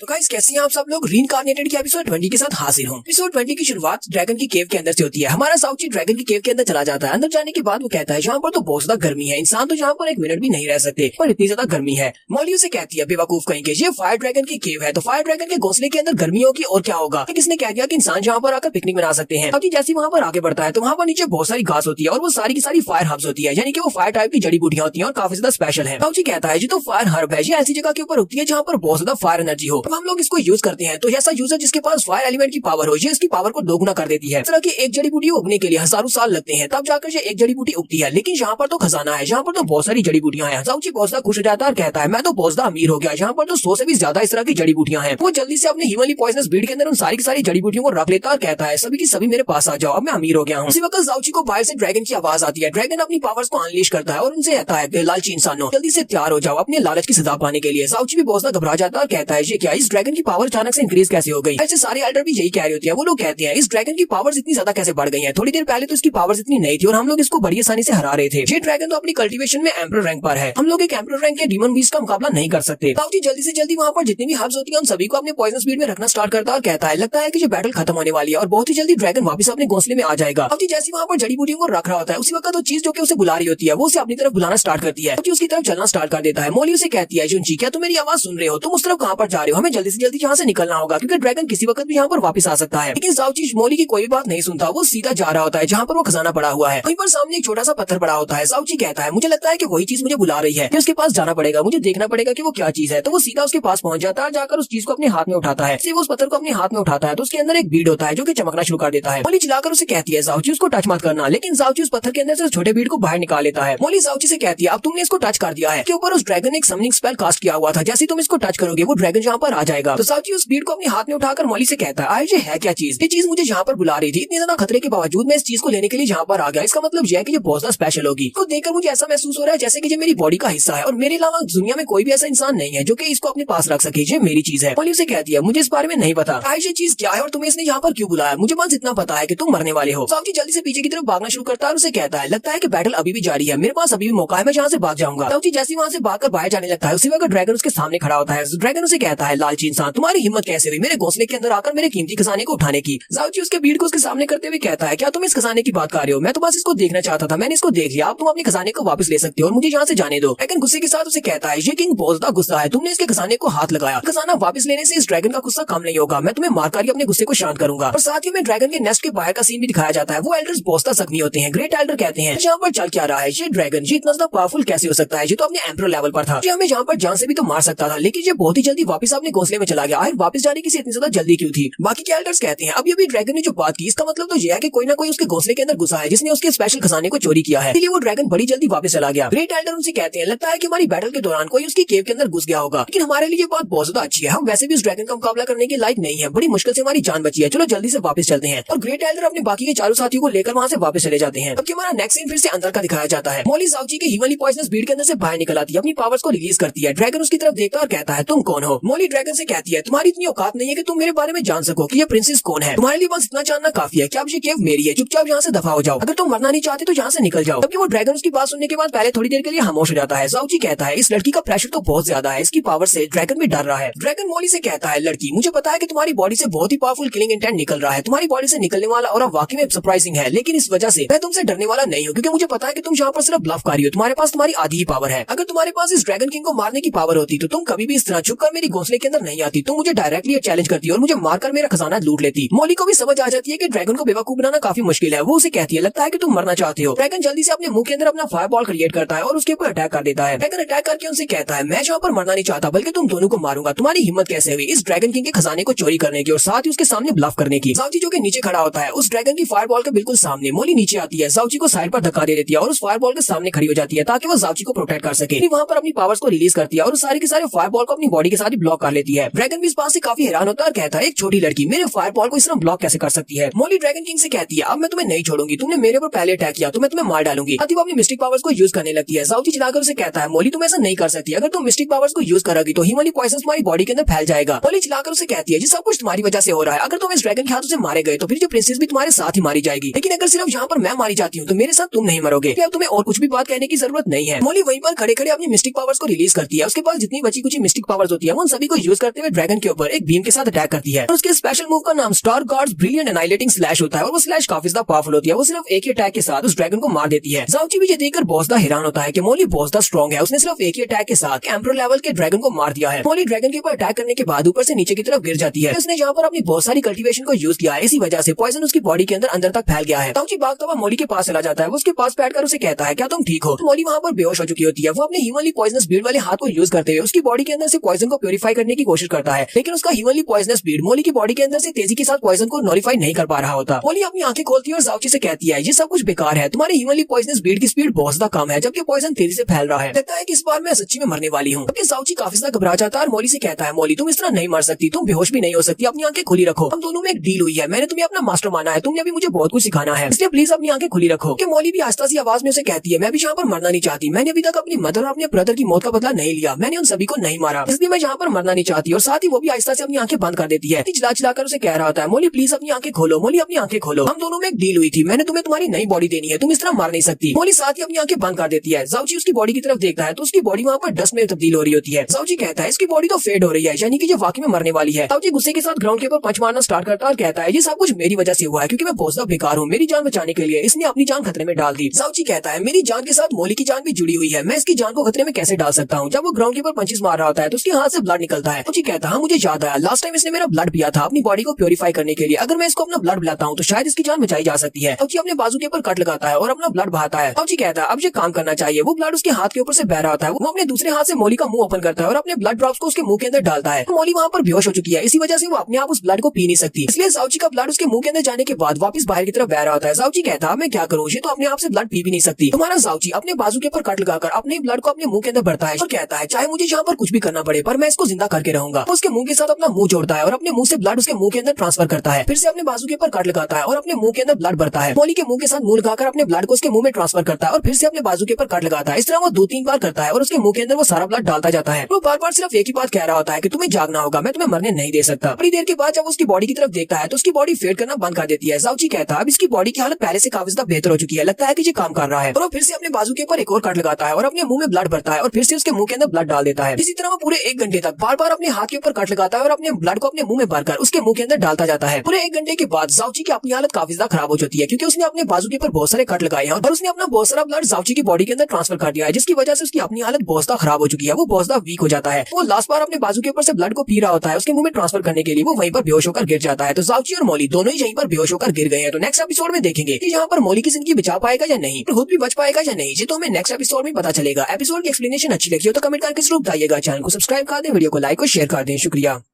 रीइंकार्नेटेड के एपिसोड 21 के साथ हाजिर हूँ। अगर आप मेरे चैनल पर नए हैं और अभी तक चैनल को सब्सक्राइब नहीं किया हुआ तो जल्दी से चैनल को सब्सक्राइब कर दें, वीडियो को लाइक और शेयर कर दें। शुक्रिया। रीइंकार्नेटेड के लास्ट एपिसोड के एंड पे हमने देखा था जाओची अपने बाजू के ऊपर कट लगाकर अपने ब्लड को अपने मुंह में भरता है और माउथ टू माउथ के मुंह में वो ब्लड डालता है ताकि वो उस ब्लड को पी सके। लास्ट सीन के ऊपर हमने देखा था कि जाओची भी ब्लड के निकलने की वजह से वो भी वहीं पर बेहोश हो जाता है, जबकि मोली तो पहले से बेहोश होती है। इस एपिसोड की शुरुआत में जाओची को एक बैकग्राउंड सीन याद आता है जब वो वहाँ पर बेहोश होता है। उस वक्त एक और लड़की पास्ट लाइफ में जब उसका नाम युंची हुआ करता था वो उसको जानती थी। वो उसे कहती है ब्रदर युंची क्या तुम जाग गए। फिर वो लड़की अपने पास से अपना मेडिसिन बॉक्स निकालती है और उसके बाजू के ऊपर मेडिसिन लगाना स्टार्ट करती है और कहती है बिग ब्रदर युंची तुम तो हर बार जख्मी होकर वापस आते हो, जरा इस बार देखो तो सही तुम्हारे बाजू के ऊपर कितनी चोटें लगी है। वो उसे कहती है ब्रदर युंची मैंने तुम्हारे लिए आज बहुत सारा खाना बनाया है, आज खाना मेरे साथ ही खाना। फिर वो लड़की उसे कहती है ब्रदर युंची जरा यहीं पर रुको, मैं तुम्हारे लिए बेड को ठीक कर देती हूँ। लेकिन उसी वक्त ब्रदर युंची उठकर बाहर चला जाता है। वो दरवाजे में खड़ी होकर देखती है तो युंची वहाँ से जाता हुआ दिखाई देता है, वो कहीं दूर जा रहा होता है। इसी के साथ ही नेक्स्ट ड्रीम में वो देखता है कि वो लड़की वहाँ पर बेहोश पड़ी होती है, उसकी हालत काफी ज्यादा खराब होती है जबकि युंची उसके पास बैठा होता है। मरने के वक्त वो लड़की युंची से कहती है ब्रदर युंची तुम्हारी बॉडी के ऊपर जितनी भी चोटें लगती है वो सारी की सारी चोटें मेरे दिल के ऊपर भी लगती है, मेरे दिल के ऊपर भी उतने ही जख्म है, तुम यहाँ पर मेरी केयर नहीं कर पाए। अगर फ्यूचर में कोई ऐसी लड़की हुई जो तुम्हारी साइड पर रहना चाहती हो उसका बहुत ज्यादा ख्याल रखना क्योंकि वो हीवंस की तरफ से भेजा हुआ एक एंजल होगी सिर्फ तुम्हारे लिए। साथ ही वो लड़की रोते हुए अपनी आंखें बंद कर देती है और वहीं पर मर जाती है। इसी के साथ ही हमारे जाओची आंखें खुल जाती है। जाओची एक लंबा सांस लेता है और चिल्लाकर कहता है ये क्या था। लेकिन जैसे हमारा जाओची आंखें खोलकर सामने देखता है तो उसके सामने मोली बैठी होती है। वो मोली से कहता है मोली क्या तुम ठीक हो गई, शुक्र है कि तुम्हें होश आ गई। मोली उसे कहती है चुपचाप ग्राउंड के ऊपर पड़े रहो, मुझसे ज्यादा बुरी हालत तो तुम्हारी हो चुकी है, तुमने बहुत सारा ब्लड वेस्ट कर गया, इसी वजह से तुम कमजोर हो गए हो। मोली जाउची से कहती है मुझे ये बताओ कि तुमने मेरी जान क्यों बचाई। हमारे लिए ये बात तो बहुत ज्यादा अच्छी थी कि तुम यहाँ पर मुझे छोड़कर चले जाते और मैं यहीं पर मर जाती, क्योंकि मेरे मरने से तुम्हें कोई फर्क भी नहीं पड़ता। हम दोनों के दरमियान में जो डील हुई थी वो भी खत्म हो जाती, वो तीनों कंडीशंस को पूरा नहीं करना पड़ता और ना ही तुम्हें मेरी नई बॉडी बनाने में मेरी हेल्प करना पड़ती। जाउची उसे कहता है क्योंकि तुमने यहाँ पर ड्रैगन से मेरी जान बचाई और ऊपर से तुम मेरी मास्टर हो, तो मैं अपनी मास्टर को यहाँ पर मरने कैसे दे सकता हूँ। इसकी बात सुनने के बाद शर्माना शुरू कर देती है और उसे कहती है मैंने यहाँ पर तुम्हारी जान इसलिए बचाई है क्योंकि अगर तुम मरोगे तो मैं भी साथ मरूंगी। अगर मुझे अपने लिए एक नई बॉडी चाहिए तो उसके लिए मुझे तुम्हें बहुत ज्यादा स्ट्रॉन्ग बनाना होगा। तुम्हें वाकई में लगता है कि मैं ये सब कुछ सिर्फ तुम्हारे लिए कर रही हूँ, मैंने तुम्हारी जान नहीं बचाई बल्कि मैं अपने लिए सब कुछ कर रही हूँ ताकि मुझे नई बॉडी मिल सके। जाउची उसे कहता है ये सारी बातें मुझे अच्छी तरह से पता है कि तुम ये सब कुछ अपने लिए कर रही हो। जाउची उसे कहता है लेकिन तुम बहुत ज्यादा खूबसूरत हो। मोली एक बहुत ही प्यारी लड़की है, इतनी ज्यादा प्यारी लड़की कि एक एंजल की तरह बहुत ज्यादा प्यारी है। मोली उसकी बात सुनने के बाद और भी ज्यादा ब्लश करना स्टार्ट कर देती है। जाउची मोली से कहता है हाँ मुझे पता है कि तुम बहुत ज्यादा खतरनाक हो, तुम्हारा किलिंग इंटेंट बहुत ज्यादा पावरफुल है और तुम्हें गुस्सा बहुत ही जल्दी आता है, लेकिन मैं नहीं चाहता कि तुम मुझे छोड़कर कहीं पर जाओ, मैं तुम्हें अपने साथ रखना चाहता हूँ। मोली जाउची से कहती है क्या सिर्फ इतनी सी वजह से तुम मेरे साथ रहना चाहती हो, तुम्हें नहीं पता कि मैंने अपनी पास्ट लाइफ में क्या किया है। तो मोली जहाँ पर जाउची को अपने बारे में बताती है वो उसे कहती है जब मेरा 12वां जन्मदिन था, अपने 12वें जन्मदिन वाले दिन मैंने सिर्फ एक ही दिन में पूरे 13 लाख लोगों की जान ली है, इसी वजह से मेरा किलिंग इंटेंट इतना ज्यादा पावरफुल है। दिन मैंने एक व्हाइट कलर की ड्रेस पहनी हुई थी, लेकिन इतने सारे लोगों की जान लेने के बाद मेरी वो व्हाइट ड्रेस पूरी तरह से रेड कलर में चेंज हो गई और उसी दिन के बाद से मुझे ब्लडी मोली का नाम दिया गया। मैंने अपनी पास्ट लाइफ में बहुत ही बुरे काम किए हैं, लोग मुझसे बहुत ज्यादा डरते हैं, वो लोग मेरे नाम से भी डरते हैं और सभी लोग मुझसे डरते हैं इसलिए मुझे मारना भी चाहते हैं, तो मैं किसी डीमन से कम नहीं हूँ। साथ ही मोली वहीं पर बैठकर रोना शुरू कर देती है। हमारा जाउची अपना हाथ आगे बढ़ाता है और उसे कहता है मुझे तुम्हारे ऊपर पूरा यकीन है, मुझे लगता है कि तुम एक बहुत ही काइंड हार्टेड लड़की हो, तुम एक बहुत ही अच्छे दिल की मालिक हो, तुमने इतने सारे लोगों की जान ली है तो उसके पीछे कोई ना कोई बड़ी वजह जरूर रही होगी। किसी भी इंसान के बुरा बनने के पीछे कोई ना कोई वजह जरूर होती है, किसी ने तुम्हारे प्यारों को तुमसे छीन लिया होगा, उसी के बाद तुमने इतने सारे लोगों की जान ली है। हमारा जाउची मोली को वहाँ पर इस बात का एहसास दिलाता है कि तुम अकेली नहीं हो। वो उसे कहता है तुम्हारी पास्ट लाइफ में तुमने बहुत सारे गुनाह किए हैं, तो मैं उन सारे गुनाहों का बोझ तुम्हारे साथ उठाने को तैयार हूँ। आज के बाद तुम अकेली नहीं हो, मैं तुम्हारे साथ हूँ, कि तुमने मुझे अपना डिसाइपल बनाया है, तुम मेरी मास्टर हो, तो तुम्हारा सारा कुछ अब मेरा है। मोली वहीं पर बैठे आराम से रो रही होती है, उसके आंसू बह रहे होती है। जाउची से कहता है अगर तुम यहाँ पर चीख चीख कर रोना चाहती हो तो तुम जोर से भी रो सकती हो। जैसी मोली उसकी बात सुनती है वो एक छोटी बच्ची की तरह जोर जोर से चिल्लाना शुरू कर देती है, वो जोर जोर से चिल्लाकर रो रही होती है। जाउची भी इस बात से काफी हैरान हो जाता है कि मैंने तो सिर्फ इसको रोने का कहा था और ये तो एक छोटी बच्ची की तरह चिल्लाना शुरू कर दिया। मोली रोते हुए साथ साथ शर्मा भी रही होती है और वो जाउची से कहती है मैं तुम्हारी मास्टर हूँ, लेकिन जब तुम मेरी जान बचा रहे थे तब तुमने यहाँ पर मुझे बहुत बार किस किया और तुमने बहुत ही गलत किया। अब यहाँ पर तुम मुझे रोने का कह रहे हो, तुम अपनी मास्टर को इस तरह बुली नहीं कर सकते, तुम बहुत ही बुरे हो। जाउची भी उसकी तरफ देखकर काफी ज्यादा हैरान होता है, वो उठकर खड़ा हो जाता है। जाउची अपने आप में सोच रहा होता है मोली को लगता है कि इसने बहुत सारे लोगों की जान ली है, इसी वजह से इसने अपनी पास्ट लाइफ में गुनाह किए हैं, लेकिन इसको शायद इस बारे में नहीं पता कि मैंने भी अपनी पास्ट लाइफ में बहुत सारे गुनाह किए हैं। जाउची अपने आप से कहता है मोली अपने आप को एक डीमन कहती है क्योंकि इसने 13 लाख लोगों की जान ली है, इसको लोग डीमन कहेंगे तो फिर मुझे लोग क्या कहेंगे। इस दिन मेरे मास्टर की मौत हुई थी, उस दिन मैंने एक दिन में 70 लाख लोगों को पॉइजन देकर उनकी जान ले ली। अगर यहाँ पर कोई रियल डीमन है तो वो मैं हूँ, मोली नहीं। जुंजी की बैकग्राउंड स्टोरी तो काफी ज्यादा इंप्रेसिव लग रही है कि इसने एक दिन में 70 लाख लोगों की जान ली है। तो हमारी मोली वहीं पर थोड़ी देर के लिए बैठकर रोती है, अपना मन हल्का कर लेने के बाद वो उसे कहती है अब जब फिलहाल तुम किसी भी खतरे में नहीं हो, लेकिन मैं तुम्हें एक बात बता दूं, मैंने यहाँ पर बहुत सारी मिस्टिक पावर्स को यूज किया, इसी वजह से अगले 3 महीने तक मैं अपनी मिस्टिक पावर्स को यूज नहीं कर पाऊंगी, क्योंकि अगर मैं अपनी पावर्स को यूज करूंगी तो तुम अपनी पूरी बॉडी का सारा ब्लड भी लगा दो तब भी तुम मुझे दोबारा से ठीक नहीं कर पाओगे। जाउची से कहता है ठीक है मुझे तुम्हारी समझ आ गई, अब मैं किसी भी खतरे में नहीं पड़ूंगा। मोली जाउची से कहती है तुम्हें यहाँ से जो स्पेशल खजाना मिला है जिसको ये ड्रैगन किंग सिक्योर कर रहा था, लगता है कि वो उस इवल गार्ड का एक बीज है, जो उन 5 बीजों में से एक बीज है, मैं बाकी के 4 बीज ढूंढने होंगे, तुम्हें जल्दी से जल्दी इसको कंज्यूम करना होगा, जल्दी से इसको खा जाओ। साथ ही वो उसे कहती है और एक और बात, फ्यूचर में अगर तुम मेरी बॉडी को टच करने वाले हो चाहे मैं बेहोश ही क्यों ना हूं, पहले तुम्हें मुझसे इजाजत लेना पड़ेगी। जाउची उसे कहता है ठीक है मैं इस बात को समझ गया, दोबारा मैं तुम्हें टच नहीं करूंगा। साथ ही वो जल्दी से गायब होकर उसके हीमली पॉइजनस बीड के अंदर चली जाती है। जाउची कहता है तुम तो बहुत ज्यादा जल्दी में हो, उसे लगता है कि जैसे कि तुम मुझसे शर्मा कर भाग रही हो। तो मोली उसके हीमली पॉइजनस बीड के अंदर जाने के बाद अपने घुटनों में सर देकर बैठी होती है और सोच रही होती है क्या वाकई में इस लड़के ने जहाँ पर मुझे किस किया है। ऊपर से मैं भी पगली हूँ जो उसके सामने बैठकर इतनी जोर जोर से रो रही थी, मैं तो उसके सामने बहुत ज्यादा शर्मिंदा हो गई हूँ, तो मैं उसके साथ आंखें मिलाकर बात भी नहीं कर पा रही। फिर साथ ही हमारी मोली कहती है मेरी जिंदगी में 2 स्पेशल लोग थे, एक मेरी माँ और एक मेरा भाई, जो कि मेरे बहुत ज्यादा केयर करते थे और मुझसे बहुत ज्यादा प्यार करते थे, लेकिन अब लगता है कि मेरी जिंदगी में एक और इंसान है जो कि उन्हीं की तरह मुझे बहुत ज्यादा प्यार करता है। जाउची उस ईवल कार्ड के सीड को बाहर निकालता और कहता है चलो देखते हैं कि इसमें स्पेशल क्या है। वो सीड को जल्दी से निकल जाता है, जैसे ही वो सीड को खाता है उसकी पूरी बॉडी के अंदर से फायर निकलना स्टार्ट हो जाती है। मोली जाउची से कहती है जो तो वाकई में उस ईवल कार्ड का एक बीज है, ऊपर से तुम्हें जब मिल भी गया तुम तो वाकई में बहुत ज्यादा लकी हो। हमारा जाउची जब उस बीड को खाता है तो उस बीड को खाने के बाद उसकी बॉडी से जबरदस्त एनर्जी निकलती है। जाउची कहता है मेरा ब्रेक थ्रू हो रहा है, और ब्रेक थ्रू करने के बाद वो काफी सारे लेवल्स को एक ही साथ अप कर जाता है। ब्रेक थ्रू करने से पहले हमारे जाउची की कल्टीवेशन अपनी एलिमेंट्री राम के फर्स्ट लेवल पर थी, लेकिन यहाँ पर ब्रेक थ्रू करने के बाद उसकी कल्टीवेशन 10 लेवल के हिसाब से अप हो जाती है। अब वो अपने बेसिक के फर्स्ट लेवल पर पहुंच चुका है। जाउची कहता है नॉर्मल हालात में इस कल्टीवेशन के लिए मुझे पूरे 3 साल लग जाते, लेकिन यहाँ पर सिर्फ एक बीड को खाने से मैंने लेवल अप कर लिया। जाउची की बॉडी के अंदर से काफी सारी फायर भी निकल रही होती है। जाउची से कहता है मैंने इतनी आसानी के साथ लेवल अप कैसे कर लिया, और ऊपर से हाथों के अंदर से ये फ्लेम्स क्यों निकल रही हैं। मोली जाउची से कहती है मैंने तुम्हें पहले भी इस बारे में बताया था, हमारी बॉडी के अंदर जो मेरिडियंस हैं वो ईवल कार्ड की मेरिडियंस हैं, क्योंकि तुमने अपने एक मेरिडियन पॉइंट को एक्टिवेट किया है तो उसके साथ में फ्लेम एट्रीब्यूट की पावर मिली है। रही बात तुम्हारी स्ट्रेंथ कितनी जल्दी इंक्रीज होने की, यानी तुम्हारे लेवल अप होने की, तुझे तो तुम्हारा साइड बोनस है। मोली जाउची को इवल गार्ड की पावर्स के बारे में बताती है। वो उसे कहती है कहानियों के मुताबिक इवल गार्ड के पास सारे एलिमेंट्स की पावर थी। उसके पास जो एलिमेंट्स की पावर थी वो बाकी के सारे गार्ड से बहुत ज्यादा थी। इवल गार्ड पांचों एलिमेंटल पावर्स को कंट्रोल कर सकता था। इस वक्त तुम्हें उसका एक बीज मिला है जिसके अंदर फायर टाइप की पावर है। इस वजह से तुम्हारे पास अब फायर की पावर आ गई है। सिर्फ फायर की पावर को यूज कर सकती हो, बल्कि तुम्हारे खिलाफ जितने भी फायर अटैक्स होंगे वो बिल्कुल बेकार है। कोई भी फायर से तुम्हारे पर अटैक नहीं कर पाएगा। जाउची भी इसकी बात सुनने के बाद बहुत ज्यादा चौंक जाता है और उसे कहता है क्या वाकई में तुम सच कह रही हो? अब मैं यहाँ पर फायर अटैक्स को यूज कर सकता हूँ, साथ ही साथ मैं फायर से बच भी सकता हूँ, यानी कि मेरे पास इम्यूनिटी आ गई है। मोली जाउची से कहती है कि पावर वाकई में बहुत ज्यादा शानदार है। किसी एलिमेंट को कंट्रोल करना और उस एलिमेंट से मुकम्मल तौर पर इम्यूनिटी हासिल करना। तो मैं तुम्हारी मास्टर नहीं होती तो अब तक मैंने तुम्हें मार दिया होता और तुम्हारे पास से सीड को छीन लिया होता और इस पावर को मैं अपना बना लेती, लेकिन मैं तुम्हें मार नहीं सकती। अगर मैं तुम्हें मारूंगी तो मैं भी साथ मरूंगी। जाउची उसे कहता है क्या तुम मुझे डराने के लिए सारी बातें कह रही हो? मोली उसे कहती है नहीं, मैं तुम्हें यहाँ पर डराने की कोशिश नहीं कर रही, बल्कि मैं तुम्हें वार्निंग दे रही हूँ। तुम्हारी बॉडी के अंदर जो सीक्रेट्स है तुम इनके बारे में किसी को भी नहीं बता सकते। किसी एक को भी इस बारे में पता चल गया तो पूरी दुनिया तुम्हारे खिलाफ हो जाएगी। तो वो सभी लोग तुमसे तुम्हारी इवल गार्ड की पावर्स को छीनना चाहेंगे। ये पावर्स हैं इतनी ज्यादा शानदार कि इस वक्त हम लोग जिस दुनिया में जी रहे हैं इस दुनिया में कोई भी ट्रू गार्ड नहीं है। सारे के सारे ट्रू गार्ड्स खत्म हो चुके हैं और तुम्हारे पास जो पावर्स हैं वो एक गार्ड की पावर्स हैं और फ्यूचर में तुम एक रियल गार्ड बन सकते हो। एक रियल गार्ड की पावर किसको नहीं चाहिए? जाउची अपने हाथ पे अपनी फ्लेम पावर्स को रिलीज करते हुए कहता है तो मेरे पास एब्सोल्यूट पावर आ चुकी है। उसे कहती है तुम्हें यहाँ पर ज्यादा एरोगेंट होने की जरूरत नहीं है, ना ही यहाँ पर ज्यादा खुश होने की जरूरत है। अभी के लिए तुम इन पावर्स को यूज नहीं कर पाओगे क्योंकि इनको कंट्रोल करना काफी मुश्किल है। फिलहाल के लिए मैं चाहती हूँ कि तुम इस ड्रैगन की बॉडी को अपने कंट्रोल में रखो। इस ड्रैगन की बॉडी बहुत ज्यादा प्रेशियस है और फ्यूचर में तुम्हारे काफी काम आ सकती है, क्योंकि एक रियल ड्रैगन की ड्रैगन कोर, उसकी स्किन, उसकी हड्डियां, यहाँ तक कि उसकी हर एक चीज बहुत ज्यादा कीमती है। इसलिए सारे के सारे ड्रैगन को अपने पास रख लो। यहाँ पर हमारे जाउची के पास फायर को कंट्रोल करने की पावर आ चुकी है और उसकी कल्टीवेशन भी इसी ग्राम के फर्स्ट लेवल तक पहुंच चुकी है। फ्यूचर में हमारा जाउची कितना ज्यादा स्ट्रॉन्ग होगा ये तो नेक्स्ट एपिसोड से पता चलेगा जब उसकी नई जर्नी स्टार्ट होगी। यहीं पर एपिसोड 21 का एंड करेंगे।